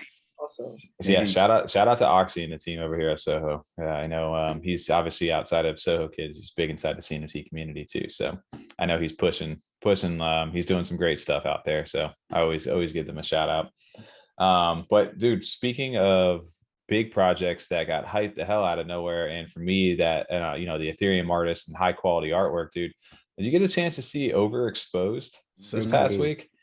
Dude, this artwork is some of the coolest looking stuff that I've got my chance to see inside of. Dude, look at, the detail on this stuff, and it's all dedicated, inspired by like the film, and I was going to say, we've got a music and content heavy episode because we had Future Fest with music and artists and live performances. You just had the actual cassette tapes, and it's going to be an NFT drop, but isn't it focused around short films or making a short? I think so. Can I give you guys a background on Ren? Yeah. Okay, so check this out. I saw Overexposed a couple of weeks ago. And I was very uninterested in it because I was like, oh man, this is getting hyped. And I was like, you know, it's just another hype project, whatever. But yesterday he did an interview with Cardano Thor, and Cardano Thor has been doing great interviews on Twitch. And so he had the artist behind Overexposed Ren, and also the person that's helping him in the CNFT space, 45 Jeff. And if you know Jeff, the 2500 Club and a bunch of other groups, he's well known in the community, and he's kind of like helping Ren kind of navigate the Cardano space. And so Ren was he was over on ETH, and I guess his projects were being overlooked because obviously on ETH it's a little oversaturated, so it's hard to actually find very good artists because of just the hype machine. People just want the hype project that they can flip. So they were overlooking his art. And he kind of gave up. He was very, he felt pretty bad about what was happening, and a lot of his friends were coming up. But then people were like, come over to Cardano. Cardano would love your stuff. So he kind of started checking out Cardano. He didn't know what it was. He didn't know what CNFTs were. And slowly but surely, he kind of started picking it up. He got in touch with Jeff. Jeff kind of walked him through it, and now they're releasing this project, Overexposed, on Cardano. And it's so far, look at the quality of work. Dude, it looks amazing, man. Like let's see if I can blow this up on screen while we're sitting here. Like Twitter doesn't do it justice. No, it doesn't, but it still looks great though. It. But dude, yeah, it's like this 3D artwork, and it's, like you said, I love how the heads on these things are like the old school like cameras. Like I love that aspect of him, because he was like inspired by like film and photography. I was listening a little bit yesterday while I had a chance at work while Thor was on stream. And shout out to Cardano Thor and these guys, dude. They had like over 1,400 live viewers on Twitch at one point. Yeah, instantly too. It was huge hype, because obviously they were releasing that was one thing. As 4-5 Jeff, I was sitting there in the 2500 club, everybody's kind of hounding them like, dude, when are you dropping the Discord links? Like they didn't have the Discord. That was the whole promotion for that, was they were going to be dropping Discord links on that stream with Thor. And he would drop them at like 25, 50, like 25, like it would just be like instant. And I was getting seaplane PTSD yesterday trying to jump into that stuff. But I didn't make it in on time. I think it was the 3 millimeter roll that you would get, which I don't know. 35 millimeter. 35. Sorry. Yeah. There you go. The thing what I loved most about that interview was that I got to see the artist, who he was, fully doxed. I got to see who was his sponsor, which was Jeff. I mean, I say sponsor, but you know what I mean? Like he's helping him out. And the art speaks for itself, but that doesn't really do it for me. What I really would like to know is who's creating the art. Right. And he explained everything so well. And fucking icing on the cake, he was just like, I've fallen in love with the Cardano community. People here have genuinely shown me love and support since I started the Twitter. And it's only been like positive. And you know what, like anybody that's writing for the Cardano community and like giving us love like that, like I'm like, all right, dude, like this seems like just an art project. And I know people are like, what's the utility? I don't need it. Like I just want to support. I want to support Rent. Yeah, well, he's an amazing artist outside of just, the utility. I think sometimes, we focus on that too much, right? Like everything has to do something for you. Sometimes people think you can appreciate just what they're making, like, right? You want to support that artist, you want to support that creator because you genuinely enjoy just either rocking that as a profile pic or enjoy displaying that somewhere, right? And these things are obviously top quality, which I love. I love the look of these things. That was the thing that drew me in. It was like, wait, is that actually a project or what is this? This looks almost too good to be kind of true thing when I first started seeing the teasers for this stuff, and I had no clue what it was yet. So to hear him, like you said, Ren jump on stream yesterday, like fully like dox himself. He was out there, explain his story. And then for him, like you said, to fall in love with the Cardano blockchain as he started to get involved with the community, man, that's a great story right there. And I have no problem supporting somebody like that. And absolutely, on top of loving the artwork just in general, So this is definitely going to be one of those hyped up ones. They finally did drop the Discord yesterday, and I think within a day they're already at over 4,200 people inside the Discord. So I did miss out, unfortunately, on the first 1,000 of them. They do have that Genesis token that they're going to be able to do, which I guess is going to be about 108 a drop up there. So that's going to be dope for people who did get inside the Discord, that 35 millimeter roll. But if you didn't, I mean, there's obviously still going to be other ways, I'm sure, to get inside of there. But Man, I was, that made me excited yesterday to kind of see that. Like you So said. this is so also I want to say like 4-5 Jeff, like fucking awesome work. Like Mhm. recruiting an amazing artist to come over to the CNFT space. Oh, Because like, absolutely. I don't know if it was him solely that convinced him to come, but like Jeff is a well-known member of the community, and I think that he did like a great job bringing over this stuff.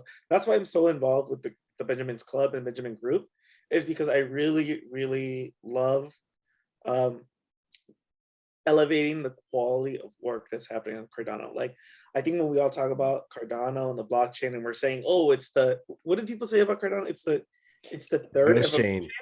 It's the no, not the ghost chain. It's like a, you know, like if Bitcoin was like level 1, Ethereum's level 2, Cardano is like a level 3. It's the evolution, right? Yeah, the next level. Generation, third generation. There you go. So that's what I mean. Like, if we're a third generation blockchain, we need third generation art, and that's what I think Overexposed is bringing. That's what I think the Benjamin Club, Benjamin Group is doing, and that's what I think Futurebots is doing also with utility. And that's what we need. We need to push. We need to demand more from our artists and from the projects that are dropping here. Yeah, well, you explained that beautifully right there. Just to kind of touch bases as we're watching in the background, him kind of building his own version of the win button, right? That was made famous by Yummy Universe. But the quality of artists, right? Like you're saying, that third generation, like a lot of it is like, you know, people are automatically attracted to Ethereum just because they've been established. There's a platform there, there's exposure, and people are making a lot of money, right? But it's also very frustrating too over there on that side. It's saturated, and some of that stuff is just kind of, you know, it gets expensive, especially. So coming and finding a blockchain that it has a future, like a big future in mind, I think Cardano makes perfect sense for these people to come over here, because it's, you know, it's very easy entry point right now, very low fees, and you got a very welcoming community. So if you're producing good artwork like this guy's doing, man, you're welcome with open arms, man. It's a good place to be. So you know, I'm excited. And look how far we've come in a year. Not even a year. Not even a year, right? Not even yet. Yep. We had Space Buds. I love Space Buds. Love Space Buds. But compare that to Overexposed. Oh yeah. Like, right. you kidding me, dude? Like, this is the first year of CNFTs. Imagine what's going to happen year 2, year 3. Yeah, as you get more and more talented people, because a lot of this stuff is you got people who are developers, they're younger, they're learning to, you know, they're learning as they go kind of thing too. Like some of these guys who are established in their own craft and are really good at what they do, when they discover this blockchain technology and what it can actually do and how people can mint into this stuff, dude, like you said, you're going to see that quality instantly get better. And this guy clearly is talented in what he does. I mean, this stuff looks amazing. Well, I just hope like these artists know that like not every project, even us as collectors, we don't need utility. We just like good art too at the same time. We don't need to have something for this art. We just like the art. So sometimes I feel like artists might be a little intimidated to come on any blockchain just because like, well, I don't really want to offer anything or have anything to offer other than my artwork, right? So I feel like that could be a little intimidating for artists sometimes. Yeah, I agree on that. And I think sometimes the art speaks for itself. And me being somebody who wasn't really into too much art prior to coming into the NFT world, I found a new appreciation for it by being an investor in here and being a collector and starting to see what these guys have built, dude. 100%. I got a whole new respect level for, and then obviously now us being involved in the community doing what we do. Dude, I'm sure you kind of can maybe, were you a big art collector prior to coming into NFTs? Yeah, man, yeah. I love art. I mean, that's why I'm in music, because it's art. Right. I love. If anything, I consider myself an art dealer more than like a more than an NFT person. I collected a lot of like pieces that I would find either like I first started like vacationing, but then when I was in the Navy, I was traveling around, so I was collecting stuff, traveling. Yeah. And then of course Pokemon cards when I was a kid. I love 100%. Shout out to that for sure. But when I got into crypto, I didn't really get it. Like I didn't really understand. Like I mean, I understood how charts work and buying a token, hodling and selling, whatever. But it wasn't very interesting to me. But it wasn't until I saw NFTs that I was like, I get it. Right. Just buying good art, selling good art, and I was like, that's all I got to do. And I've done think I've done pretry well Yeah. the last year. Just Oh, like you- buying the stuff that was really, Oh, really no. good. Put your hand behind it, Things that TJ. happen. I know it's not working. TJ's over here just You guys flexing had the a Charizard. Charizard? Oh my god, dude! You've been I holding never that got a Charizard. Oh I my got god, two. I got two of them. Bro, I got my Charizard stolen from me when I was a kid. I had one of mine That's- stolen too. The kid Oh. down the street, Tommy. Like my parents got in a fight, like went down there, accused their kid of stealing the card. I mean, I don't even. It wasn't like no, he didn't get caught in the act. I don't even know 100% for sure, but it was like a big deal. Yeah. Big drama on the block that night. TJ's over here just randomly all of a sudden flexing the Charizard out there. Yeah, that's amazing. He keeps it in his wallet, actually. That's a super flex, dude. Is it first edition? Of course. No, it's not. No, it's not first edition. TJ's holding on a gold mine over here. He's just gonna be like Logan Paul wearing it on a chain, just coming out, you know. Yeah, I have not a first edition holographic man champ that the moment I got it when I was 8 years old, I put it into a fucking sleeve because I knew what it was. Oh yeah, And I'm holding onto that thing since I was 8 years old. dude. I still got my book of holographics that just sit in my closet right now. And there's one day, like I don't know if they'll be worth anything or if they're just gonna sit there and I'll pass them down to my kids. But dude, they're worth a lot right now. I have my Pokemon cards in a fireproof, waterproof safe. do you really? Smart. I need to do that. I got mine in a bin in my closet. I'm giving them to my kids to sell or my grandkids. Like it's gonna be a part of my will. Dude, That's awesome. I need to do that then, huh? That's one thing I'm very bad about is putting stuff in like a safe and doing things, especially renting like an apartment and stuff like that. It's like, oh yeah, it'll be fine. But can you imagine somebody coming, they're just ripping through all your stuff. So I do need to start protecting that. So an old shoebox is not a good safe. Just want to clarify. I apparently not, right? No, dude, yeah. Well, TJ over here just kind of diverting the conversation with his flex of a Charizard. Hey, he brought Pokemon. I was like, hey, I got to show it one time. 'Cause every time we say the word Pokemon, I wanted to flex my Charizard one time. Yeah, right. Well, Yeah, I'm surprised you held on to that when we talked to David. Didn't pull I it should out. have. Yeah, you should have. Yeah, Yummy Universe. Boom. Here's the Charizard right there. But well, shout out to Overexposing those guys and Ren, Cardano, Thor for giving them the platform to do that, and 4-5 Jeff for bringing them over. Can I segue to an artist that's dropping tomorrow on Cardano in the Benjamin's Club? Oh yeah, I don't absolutely. want to like deter us. I know we're on a schedule. Hey, you know what? We can break the schedule. That's the beauty of doing this live right now. So Can you yeah, Can you check out Natalie Shau? She's dropping on the Benjamin's Club. If you go Benjamin's Club, she'll probably be the first person there. Benjamin's Club. Yeah, I got you. No problem on that, dude. And this is for the club, so it's an auction, a 101 auction. They're gonna be doing some of her stuff. Okay. Yeah, so these are all right. She's only dropping 2 pieces. These are her first 2 pieces that she's dropping on Cardano. This is the Love Medusa in Love. Mm-hmm. That's I think is just like wonderful. She's just a photograph and graphics artist, but this is the first pieces that she's bringing to Cardano, and I just think they're gonna be, dude. These are Oh, so man. nice. That's just really interesting looking right there. And I talk about like bringing up the That's detailed. quality of art. That's Our second there? blockchain, this is what I mean. Yeah, I wish we weren't looking at this on Twitter. Like, I'm sure this is I'm getting gonna pull up my own destroyed by. screen right now. I was No, gonna say, I'm this sure one- it's getting destroyed right now by Twitter's, how much they downgrade some of the pictures. And this is awesome looking right here. I didn't even actually catch this at all. So this is all part. So if you're a Benjamin Clubs holder, not the group, but the club with the keys, this is how you're gonna have, what is it, auction to be able to grab one of these? Yeah, the auction starts at 2,000 for both pieces, and knowing the club, it'll probably shoot up 2-3x from that. But Yeah, these are amazing, and I know Natalie work. If you click on Natalie and see her profile and kind of see the other work that she's done on like Rarible and like OpenSeas and stuff, you can see like she brings only like top quality stuff. Oh wow. Yeah, see, this is the other side that I don't see as much as far as these one-of-ones and this artwork. That's something that I haven't really explored yet in my like CNFT journey. So getting to learn about this, especially like I said, if you wouldn't have brought that up, I probably would have had no clue about this stuff. So it's definitely got me interested, right? Like I love the way that some of this stuff works and the attention to detail. I think the only thing outside of these kind of things has been a Aeonium Sky for us. Like I love the attention to detail and the work that they do. So seeing these right here, I mean, dude, it's crazy. I mean, you see something new every time you look at it, which I really love. So she said she's on Rarible. Like when we're talking about like overexposed and like the work that Jeff 4-5 Jeff did with bringing him over, like that's what I mean, man. Like there's more to CNFTs than just can I flip it? Can I buy 5, flip 4, keep 1? Yeah. You know, it's also like, can I find artists that I think are long term, 10, 20, 30 years, Mm-hmm. really going to change the landscape of art, not just digital art, but like art as in totality. And I think stuff like this Medusa, I love this Oh piece so yeah. much.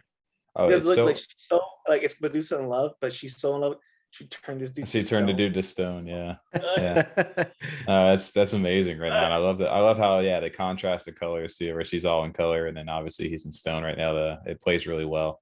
And these That's are a, CNFTs, bro. These are gonna be like we said, in a year. Look how far we've come. These are yeah. CNFTs. Yeah, that's amazing. So, shout out to Benjamin's Club and Poppy for letting us know about that. I did not know. So that's really cool. I don't even know what the keys go for right now, or on secondary or anything like that. I'm sure most people probably aren't necessarily selling them too much, if they are. I kind of wanted to actually, that segues perfectly into what our next topic was going to be over here. Speaking of actual artwork, was Jarheads. This past week, I don't know, Poppy, if you got a chance to see these, they actually dropped on February 19th. A few days ago. And this is straight up just original artwork as well. And these things have been going nuts on the secondary market right now. You got Drams over here who's picked up. So if you see Drams sitting around inside the community, he's loaded up on these things. Is he? I was gonna say, yeah. Oh, he's got probably 100 of these things, right? But no, the artwork on this stuff is super unique, and there's no rarity at all on these things. They are all just originals, and the people put the value to it, and it's just original artwork. And I didn't really think 2 and 2 together. I saw them drop, didn't mint one, and they were sitting at like 158 a floor yesterday. And as of this recording on a Wednesday night, dude, they were up to 508 a floor on these things. So shout out for I think I saw these on. They're 646 now. I saw these on wow. I saw these on the Cardano Lounge, and I saw someone put Jarhead, and I thought it was the Jarhead from Twitter Spaces. Same. That was just a joke. I didn't think it was a real thing, but right. Wow, these are cool. I was like, he did a great job at that. Yeah, I thought the same. Darkwing Duck. It was like a duck, yeah. That's where, Duck. And some of these are doing really well. But I did see, like, he had a joke on there somewhere. Somebody was like, "Yo, how amazing would it be if this guy was like actually 3 years old and just drawing?" It's some pretty abstract drawings for 3-year-old. I like that. Oh, Art's subjective, man. It is. But obviously, like you said, you're not going into the generative projects. It's just all hand-drawn stuff. There's no rarity, and people are assigning value to it, and it's doing really well. So you're starting, maybe we're seeing a new move inside the space too, to true artwork. This is what I mean. Like, this is art. Like, we're not past the, we're buying a turtle with fucking fairy wings as an investment. But it's got rainbow wings on the back. You're telling me that's not real, right? It's got sunglasses on. The 3D ones. Like, this is like you buying into like legit art, like which I really love. I really love the movement into that. And I think if Cardano becomes the space where like true artists come, and it's not just like flippers, I think we could, like, I don't know, I think we could change the way art is perceived on blockchain, instead of it just being a 10,000 collection that's worth $2 million a piece. Maybe it's a way for artists to like live and grow and thrive. And I don't know. I think we're still, like we always say, we're always still early in this, which we truly are, because you see the new technologies are starting to come out where, take like a nano frames or those digital NFT frames where you can actually connect your actual wallets to your thing to prove ownership of this stuff. Eventually we're going to have, we live in this digital world. Our TVs are going to be able, it was like Samsung, I know they're exploring blockchain technology to be able to display your actual NFTs. But you think about down the line, I got a digital frame over here that actually displays all my NFTs, and the way that I prove ownership is by having it on the blockchain. That's the utility with the NFT.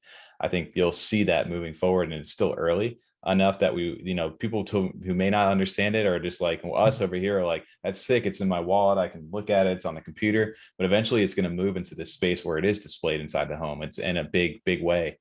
And I could definitely see where these kind of pieces will start to thrive, because, you know, I don't want, as much as I love, you know, my Yummy or my Clay or one of those things, do I want it staring at me all day on my wall? Maybe some people would. Other people may look to, you know, a different kind of art style that they want to go ahead and display this on their walls inside their homes for people to look at. So the possibilities are endless, but I like the shift that we're starting to see over here. Damn, I slept on this. Honestly, I totally slept. These are super cool. I'm very upset that I didn't get them in here, and I know we were even talking about them. Oh, that's so cool. Right. Oh man. Well, shout out to anybody who did mint the Jarheads over there. And I did think the same thing, Papi, of the it was Jarhead from the Twitter Spaces over there. I thought he was doing our Taco Tuesday, our tunnel and all that, the intro song. I thought that was him. He's held some sleeper project, but no, not at all. That is a joke. Fuck, but like not like this was a joke, but fuck, I thought it was good, Jarhead. No, they actually are really dope. I really like them, right? Yeah. So maybe, I don't know, like the FOMO will die down. Here's the thing is okay, so here's the question is you guys just met me, but in the little time that you've been talking, is it weird that I like this over the Mandrillz? No, like no, that's what's great about this space, that you can like whatever you like. I know. I mean, honestly, this stuff, like the way, and I mean, not being biased or anything to the Mandrillz either. I kind of like this, kind of draws me in a weird way, too. I kind of am in the same boat with you actually on that too. It's a different style though, in my mind. I feel like in this, I'm like in an exclusive club if I own one of these, versus where like the Mandrillz, yes, they are all unique as well, but it's like real, you know, it's a difference between like the artwork, right? Like this feels just different, something about them. So no, and as much as I like the Mandrillz as well, they are a little bit more like what we're used to seeing as far as the profile picture project. So seeing this, even though it is kind of has that like turned profile person, it just looks so different from what we see all over the space that it really does catch your attention pretty quick. Yeah. So I know, I don't think you're crazy at all for thinking that this looks better than that. I mean, everything's subjective, right? To anybody, that's the beauty of art. Anything. I mean, I can think, you know, anything looks great, but yeah, I think they're super unique looking, right? I actually like really, these. Some of these, the more like, I'm looking at it, the more I'm getting like yeah, upset with myself. Like, damn it, like why did I miss out on this? And some draw you in, and then other ones look like I'm gonna have nightmares about them. Yeah, if I got like this clown dude with the little diamond red eyes right here, like staring at me, I'm just like, yeah, no. My digital frame just staring at me at night, I fucking terrified me. You know, imagine he's like drunk looking at him, and then they're tripping out the pictures. Dude, for sure. I don't know, man. Oh my God, 6:30 as a time at we're recording. Yeah. Yes. So maybe we'll talk about this in a week, and we're going to be like, yeah, these things are sitting at 1,008 a floor, or everything always price corrects too. There's no reason to FOMO into any of this stuff, but oh no, I have a list. I have a huge bucket list of things I'm going to buy in the bear market. When all you paper hands let your space buds go for under 5K. Papi's coming through and just sweeping that floor. Yeah, hey, man. My name's CardanoPapi. I'm here to stay. Yeah. I want to buy all these great Cardano projects when everybody else is out of here. Yeah, I agree, and I think that we'll definitely go through those times. But yeah, shout out to Jarhead. Shout out to the artist over here who drew this, man. I mean, these things look amazing, and there's only I love how everybody does these unique little numbers now, like 2,999. Like that's such an odd, unique little one right there. But there's not a shitload of these things either. So I need to go join the Discord and see if I can get in here soon. Maybe we'll rock the profile pic. Who knows? Shout out to them. And then speaking of another unique artwork, or just different styled artwork, which I know they've gotten some comparisons as well, which we've talked about over here is FudBuddies. I know most of this stuff we kind of gotten drawn into it. It's more on the cartoony style of the stuff, but it's definitely different as far as the artwork itself goes. And again, I think, what was the name of the project over on Ethereum? Sprite Club or something? That's what like I mean. that. It's different enough to like, but is it like, it's simple enough to where they, had some call outs that people said it might have been borrowed or stolen straight up. Well, a little bit of FUD said like, yeah, exactly. And then they kind of said, hey, no, or we just kind of have a very general body shape and an art style. It's, then it's kind of hard to say without being involved directly from either side. We were originally drawn to them, though. I do like it. I mean, the Sprite, was it Sprite Pals or Sprite Buddies? I apologize. I'm sorry, I don't remember what it is either, Tommy. Yeah, it was Sprite something over there, which I didn't know anything about first off. So, you know, It's just a different blockchain. I think they're on Ethereum, so I'm not as familiar with a lot of those projects, which is why, I mean, they try to take advantage of it, you know, things like that. If the projects that do come over and take stock, because we just haven't heard of some of those other projects. But I guess Lewis, the guy over there, FudBud Lewis out there, he'd kind of went back and was like, look, this is some of the stuff and not my art style that he's the artist. I was gonna say, yeah, Lewis is the artist. Yeah, and he's like, I've been drawing stuff like this for years. Maybe have I been inspired maybe from certain things like this? Sure. But he goes, this is what my art style has looked like in the past. So it's not like I'm just randomly coming up with these kind of eye shapes and different things. So and at the same time, people can be inspired by certain things. It's not necessarily a bad thing either. But like I said, as long as they're not straight up like ripping stuff up, ripping up other artwork, I mean, that's fine to be inspired by different things. I mean, look at Brain Valves. Yeah, if you take someone else's hard work and then just pass it off as your own to make quick money and take advantage of people, and it's a problem. But like, it was like you said, CardanoPapi, when you different situations, different circumstances, but when you heard the artist talk, how much that kind of like, you know, eased your mind and really was like, I want to get behind this now. I did somewhat enjoy, you know, seeing the things that Lewis said. And I also liked seeing both sides kind of come forward and say, we probably didn't handle that the best, especially a lot of the FudBuddies guys came out and were like, all right, we probably could have been a little more diplomatic and handled that a little bit better. You know, it was kind of a reaction, I think, and moved past it, I think, with the artists as well. Well, everybody gets a little like defensive, like you said, when you start attacking or not attacking, but like creating FUD with FUD. How it's funny. It's fitting. Like you can have a project like FudBuddies without having some sort of FUD involved with it prior to your mint, right? Like it just wouldn't make any sense like to have that, right? Like maybe that was almost too perfect. Yeah, right. Yeah, right. Yeah. Paid actors. No, but I mean, I like the art style. I didn't know anything about the other project over on Ethereum side, and you can make an argument for whatever. I think the more part of the FUD inside of that was just the way that one of the mods had responded to the actual artist, other than it just kind of being like a kind of like a bro kind of joke kind of thing off to that. Other than that, I think it was kind of handled and dropped and done with, and I haven't heard anything, you know, bad since then. And I still actually enjoy the artwork for these things. I wouldn't mind having one of these things, and I know they're minting this Sunday, the 27th, over at 1900 UTC. So I think it's 2:00 over here on the East Coast for us, or 52 ADA.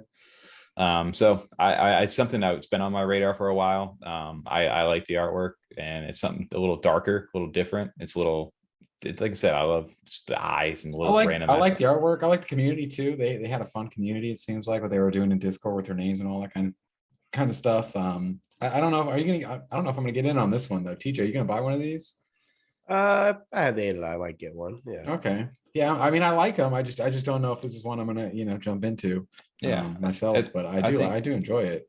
Yeah, these guys blew up quick. They were definitely they right at the end. They jumped to like 4,000 members or followers like within like a day almost. And we've been covering them for a little bit. But again, I'm not no FUD or anything to these guys. I like the way this looks. And I think, you know, I'll take my chance and try to jump in for the mint. I think I might miss it though. Right? It's during the day, isn't it? Yeah, 2:00 on a Sunday, so that's always tough. Oh, Sunday, I might be able to get that one then. Yeah, who knows? But I don't know. Probably I don't know. Have you got a chance? Have you seen any of this artwork yet? Is this right that Jock is involved with this? Yeah, yeah. There's definitely. If Jock's involved, I'm down. Yeah, I think Jock. I think Jock was actually the one who actually had the response to the other artists, and he said something along the lines of like, I don't know, it's kind of like a bro comment to it, and it was just like not meant to be taken like I think of super offensive or anything, but it was kind of blown out of proportion in my opinion. But yeah, dude, they moved on, and these guys are good, man. They're all community members inside of the CNFT world, and they've got FudBud Lewis, I guess, is the one of the artists over here, and they've got some community mods. There's a lot of people in there, man. Jock's the one with the DJ. I honestly, all the time. I honestly, if I look at a project and I know somebody that's like on the team, I mean, like I'll give you an example. The SGS. I know we're not supposed to talk about it, but the Secret Ghost Society. Yeah. I know a lot of the guys that are in the team, so I'm in. I did all my research, of course. You never do anything without doing research, and I looked at the white paper. But you know, when I know somebody on the team, somebody that's in the community, I'm supporting the community, man. Yeah. Jock is behind this. I did not know that until just now. I'm in. Yeah. I'm in. Doesn't take much more than that. Well, that's what I'm saying. I think they got a good backing behind them. That was the original thing that kind of drew us in. Was obviously the artwork was grabbing at first. It was something unique that I hadn't seen, and again, I'm not too familiar on the Ethereum side of stuff. So to me, it was brand new looking.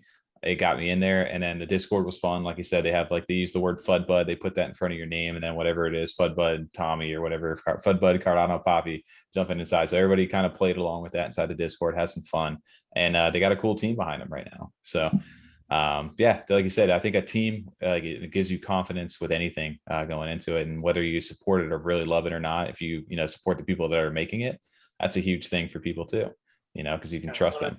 100%. You're right. Yeah, it is the team. It's for me, a lot of it is the team. Like if I can put faith, like, because I think as an investor, right? Like if you're an investor, you should be looking into who's actually running the company. Right. And yeah, if like the people that I know are in it, yeah, I'm gonna just support them. One, because I want to support the community. Two, because I feel like there's less chance of it being a rug pull. Right. Yeah, you got a little more confidence in these Yeah, guys. you have that person that's already established in like the community. You don't expect them to just disappear overnight. It's definitely something that helps ease the mind too, for sure. Yeah. Well, I just shout out to the FudBuddies and these guys. I definitely will be checking them out on Sunday. Like I said, 1900 UTC, 52 ADA, 6,666 of them. And I guess there's no max amount per wallet. So we'll see how they sell. Yeah, I think By the way, well. how do you guys feel about these ADA prices? Mandrillz 50, FudBuddies 52. With the ADA price being under $1, it makes sense. Yeah. But a lot of these projects put their number out when ADA was probably like 130. Right. 130, 115. How do you guys feel about the price over 50 ADA? I mean, that seems kind of standard. To me, Yeah. it seems standard, right? Like I mean, I was used to prices like that kind of even back last year when it was $2. Yeah, $2-3. It got expensive quick, but I'm not a problem with that at all. I mean, if you look at Ethereum's prices for some of these things, I mean, even just base, like you're a couple $100 just to mint into it. So, I mean, for me, $50. Sure, I saw it said best recently where like they don't look at really the price so much, like they look at Cardano as the token itself. So it's still just 50 ADA, whatever ADA is, 50 cents or $3, still the 50 ADA to them. So I mean, that's how I kind of look at it too. It's just how much ADA do I have? I think there's a responsibility factor to this too, though, to us who have been around this space for a while. You've had a chance to buy in and do well and flip and make ADA. And yeah, I do look at it, not maybe as a dollar value. Sometimes I just look at how many ADA tokens I have in my wallet. But there's new people coming into the space too, who are like, hey, this is $50. Like, what is this going to get me? Like, that's a lot of money to me. Or that's like part of my paycheck. Like, do I really want to spend that on this digital artwork? Is it going to do well, or am I going to lose all my investment? So I do think that that's still an important conversation to have for new people coming into the space. Because yeah, you start charging like an Equine or somebody like that who did 250 ADA out there on that, which got you 3 NFTs, right? But that can also maybe turn some people away, like that's too much for me to spend on this digital artwork that may not get it. So I'm fine with the price, but I can understand people coming into it who are a little skeptical. And well, I don't know, what are your thoughts on that? My thoughts, I don't really care. I think 50 is fine. Yeah, right. I got some deep breakdown of it here. It's like, yeah, dude, sure, whatever. It's not. I mean, it's not nothing crazy. Like you said, it's pretty standard, Tommy. So it's nothing that like blows your mind or anything like that. I mean, you always like to see it a little lower. I like it not lower just because it's accessible, but because it kind of gives them some room to let things kind of play out on the market, and then maybe doesn't, hopefully drop below mint right away and panic a bunch of people, and then they all sell out and then it just crashes. It kind of lets it breathe and gives it some room to grow. But yeah, 50 seems pretty standard right now. It's nothing too crazy. No, I only wonder because it's like, like FudBuddies, like what I know it's like 52 ADA and depending on the price of the dollar compared to it. But I'm wondering, like, what is it? Is there going to be like a season 2? Is there utility? I'm not doing any research, so right. I don't know. I'm just saying, like, I always wonder, like, does the price correlate to the roadmap? Do people just say 50 because that's what everybody else is doing? Yeah. I mean, it looks like FudBuddies got a 5% resale. Like, is 5% royalty like good for a project that just looks like an art project? And I'm saying I don't know if it is just an art project. I did my research. But I'm wondering, like, what do you guys feel like is appropriate for people to accurately price their projects and give a royalty compared to their roadmaps. Do you guys have an opinion? Yeah, definitely for the roadmap, because especially like depending on what kind of project it's going to be. I know we were kind of discussing this, Tommy and TJ. If we ever kind of did something that we might sell in regards to royalty, like having especially if it's a 10,000 drop project, if you have a lower royalty, usually like a 2%, 2.5%, that seems appropriate because there's going to hopefully be so much volume that'll still make up for it. Or if you have a project like a Benjamin's Club, you might have a higher royalty for the creators because it's not meant necessarily to be sold all the time. So the incentive already is to sell it. And if someone does sell it, it really then keeps kind of the Benjamin Club guys going and helps support their project even more, allows them to do more cool stuff for the people that are in it. And you're out of it now. So, like you shouldn't care that they get some of the money or whatever. I mean, you got your piece probably from when you bought it or minted it. But I definitely think that, depending on the roadmap, it should reflect that as far as, where they see their value at, as opposed to if they're just trying to grab everyone's ADA and get out of here. Yeah, I think I agree with that too. Gotcha. It was because you see that. I noticed that very much now on JPEG Store, whatever place you're selling your stuff, like you start to type in the ADA that you want to sell it for, and then you see the royalty that hits you all of a sudden. And it's like, well, hold on, I'm about to lose 30, 40, 50 ADA all of a sudden based off this. It's like, wait a second, like why, like what am I selling right now? Like those kind of, that it definitely is interesting to see those things, because if you see projects that are like just a generative like 10K, 5K, whatever it is project, and they got like 7, 8, 9, 10% royalties, it's like, what are you really offering me the incentive to really hold, like you said, Tom, versus like a Cardano. Let's take Cardano Kids, those cards, some of the first ones, which I think we were learning on what was it, CNFTacoTuesday, what the first CNFTs ever were. And it was the debate between the Berry and the Cardano Kids, which I think they didn't really mint first. They were like the first NFTs in Cardano. But those ones only have a 1 ADA fee on those if you resell those, a 1 ADA fee, which is very interesting on there as well. But there's a lot of them though. They've had so many drops that, were the project have enough volume, like it would still make enough royalty back for the creators. And then I know what you mean, Tom. You see that it's kind of like alarming, like, oh man, I'm giving 30 ADA. What am I giving them ADA for? But you're also usually making like 4 times your mint price for nothing. Yeah. Like you're getting free money back. Like you're stingy, bro. What do you mean? What you're giving them their ADA for is for giving you a great project that had this utility that's allowing you to sell it for profit now. And they're just getting a little more of that on the other end because you minted for 40 and you're selling for 500. They're 40, right. You know what I mean? They get a little piece now, the 500 too. It makes sense, especially for some of these projects that stay so engaged and keep developing and add new things to the space for us. Yeah.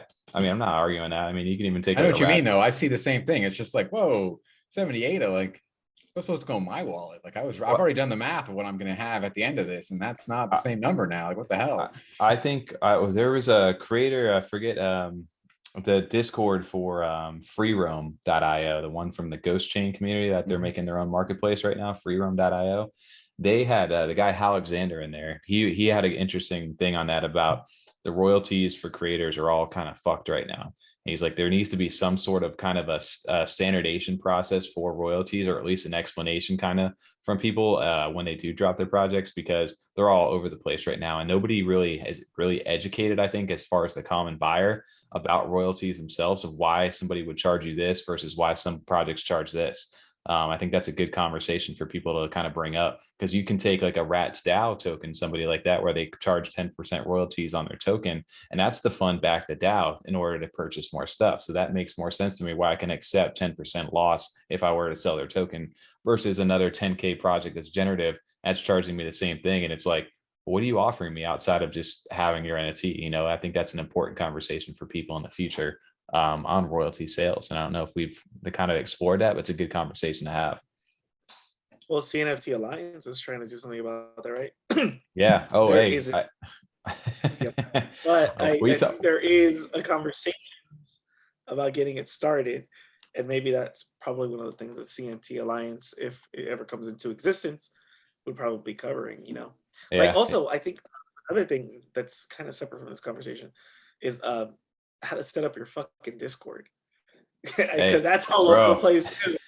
Oh my god, trying to find information, dude, is so bad on Discord sometimes. Man, we were I remember that was one of the scary things for us trying to do that. And I know TJ was the one who originally was setting up a lot of the stuff for us in Discord. It was like, dude, what do we need to have? Like, how do you do this? There's no like even the All tutorial those videos on bots, YouTube. all that shit. The bots, yeah, there's so many. Like, is this one about to just like rip all the shit out of my like computer if I download and install it? It's like, what the fuck's happening here, right? And yeah, I think those like the educational tools to get into like any kind of just this world is also very scary. I think for anybody who isn't too familiar or tech savvy, I think that's a whole other conversation you can have.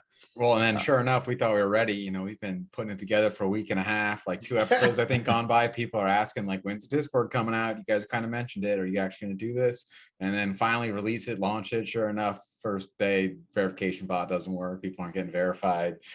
Everybody's in We there tested it too with you yeah. like 3 times. Yeah, just make sure you test your verify bot and you don't give your permissions to everyone in other channels. I think we learned that the hard way, but it was fine. It wasn't like we were like some big project dropping in and nobody got verified and everybody just we got botted or something, right? But no, yeah, exactly. Just there's always something. It definitely gets complicated pretty fast, especially when you start laying or other bots. I think you've had 2 giveaway bots or something now you've been testing out, Tommy, and trying out new bots. So there's a whole bunch of tools in there. Figuring out which ones are the right ones is not exactly like so straightforward. Yeah. Well, oh, by the way, if you guys need a whitelist confirmation bot, FutureFest, we built our own.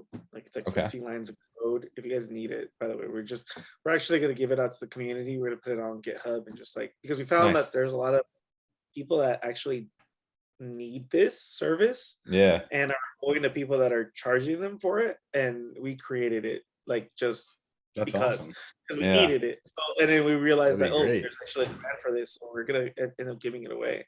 Nice. Yeah, I definitely would look into something like that, because you do run into, you know, if you ever do want to release anything, you want to kind of gate some stuff away. Like it'd be great to have some of those things. And it's, you know, unless you know people inside the community, it is tough to find the resources to do that. So that'd be an awesome thing to do, and definitely we'll probably reach out to you about that.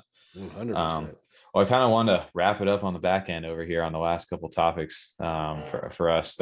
Quick wanted to mention Cardopoly. Papi, I know we had them on CNFTacoTuesday. Seaplanes. Bobby and Drexler over there, and some of the other guys. But I just wanted to shout these guys out. They have their mint currently going on right now. There were 750 of these game pieces. They are basically like the monopoly of Cardopoly over here. And they're minting their game pieces for their actual the game that's going to eventually connect and you're going to be able to play online. But wanted to shout out these guys. I mean, the seaplane, dude. I actually ended up minting a seaplane myself. I did. I got PTSD, so but it was great. They had a good time with this. And someone actually wanted in our Discord. They wanted to trade you, right? I did you have flashbacks to that Aeonium Sky drop? What was it, Aeonium Sky or Soho? No, it was Disco Solaris. Okay, yeah. Yeah. But these guys are minting right now. Bobby and the team over there, they're very educated. They're very well spoken. They're, they had a multi-sig transaction drop where you could actually connect your NAMI or your CC Vault to their actual website, and you would sign a transaction. They actually consulted with Derpers to get that technology over there. So I know Derp's been, they're offering their own minting service, I think, upcoming here. But just wanted to shout them out because the technology was, that I had a couple hiccups with CC Vault, but NAMI for me, link the wallet, sign right back into my wallet right away. And I love the fact that people are moving towards that technology, that multi-sig. Bingo. That's where it should be. That's how easy it should be every time. That's all you want. You don't, this whole other game that you end up having to play with the systems is crazy sometimes. Yeah, I love that we're moving towards that. But I just wanted to shout these guys out as they're finishing out. I think they're about over halfway sold right now as we currently do this, and they're 80 ADA for these things. Left, I think I just saw. Yeah, and we're gonna get a chance to talk, I think, tomorrow with assuming everything goes well. I think he's having a baby and stuff like that. But Bobby, we're gonna get a chance to talk with the team over there and just kind of go a little bit more in depth with Cardopoly, because I think that's interesting realm that we're pushing into, right? Of actual board games making their way into the blockchain. And they were fun to talk to. So I know, Bobby, I don't know what your thoughts are on board games making their way into the blockchain. No, I think it's a cool idea. I hope they don't get sued. Yeah. Besides that, we spoke with the guys and it seems legit. I mean, the guy that's running the project, straight shooter. He explained everything. Mm-hmm. Well explained. The artist behind the project that was actually really well known, And yeah, all this stuff looks great. Even the seaplanes, I love. Oh, the seaplanes, I'll give you a little PTSD. I was trying to get the rocket over here just for our, obviously for us over here on F-35, this thing right here. But I'll take the seaplane. I think it's a funny nod to where a time in this space, and we'll look back and just laugh at it. That was our biggest obstacle at the time, was a cap show with seaplanes. But it was fun little nod. And I hope they were able to execute it, because it does, obviously, like you said, I don't know what the legal ramifications of this are, right? And I think that's just a whole decentralized world that everybody runs into that, right? They have a lot of projects that like pay homage to other things, where if it's something big enough, recognize them, or like they could sue the shit out of them. I don't, that's always a sketchy part of this, but I think these guys are what they're doing. At least they seem like really good guys. The tech seems right. They're trying to do it right. They paused the mint multiple times to do it right. So I'll be curious to talk to these guys, because I think it's a unique thing to be able to take game nights to a whole new level inside a community. That's for sure. Yeah, some creative ideas. That's what I like to see, at least. So I just wanted to quick shout them out, because I know we're getting a chance to talk to them, and I know we talked on the Taco Tuesday with them as well. Tuesdays. Oh yeah, for sure. So shout that out. Last thing we wanted to get into was just a quick recap. The CNFT Awards, the first ever CNFT Awards, were this past weekend over on Saturday, which I got a chance to kind of listen to. I was doing a Rocket League tournament with the guys over at Tavern Squad for their game night over there. Shout out to our team over there that won that tournament, by the way. But while we were doing that's right. I forgot about that. Yeah, we won our little Rocket League tournament. So but anyway, the CNFT Awards were going on in the background out there. This is the first time that it happened, and it was about an hour long for this stuff. And they had this orchestra, which is amazing. Like the production quality for these guys were amazing, what they were doing. I don't know if anybody else got a chance to take a look at them. They had all these different categories.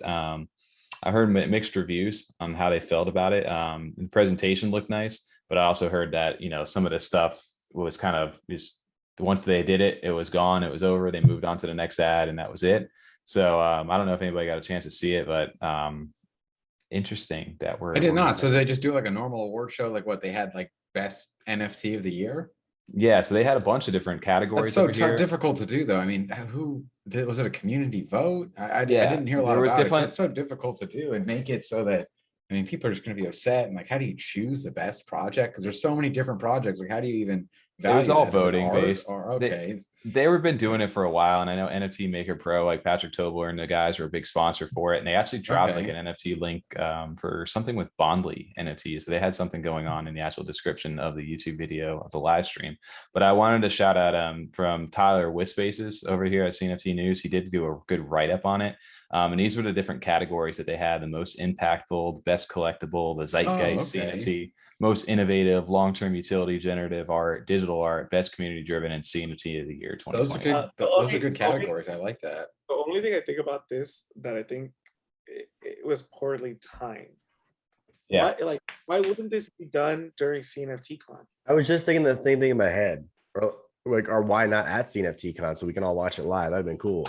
Well, it's like how all those artists brought together though as well. They wanted to like touch base into like 2021, but the problem is like, we're 2.5 months into 2022. So I guess I'm assuming they probably just didn't have the time to get it organized enough by then.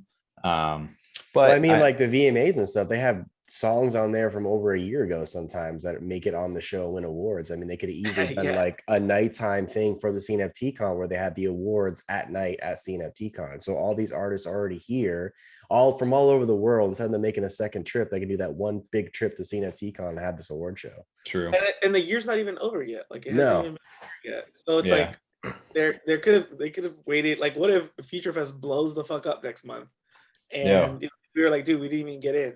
Like, exactly, that's what I'm saying. Like all these projects that don't get a chance to get in now because it's already done. Well, I wonder if I think this was like for 2021, right? I think they wanted to clear that little month period out and now start fresh with 2022 with all new stuff. So I think Future Fest has a chance in 2022.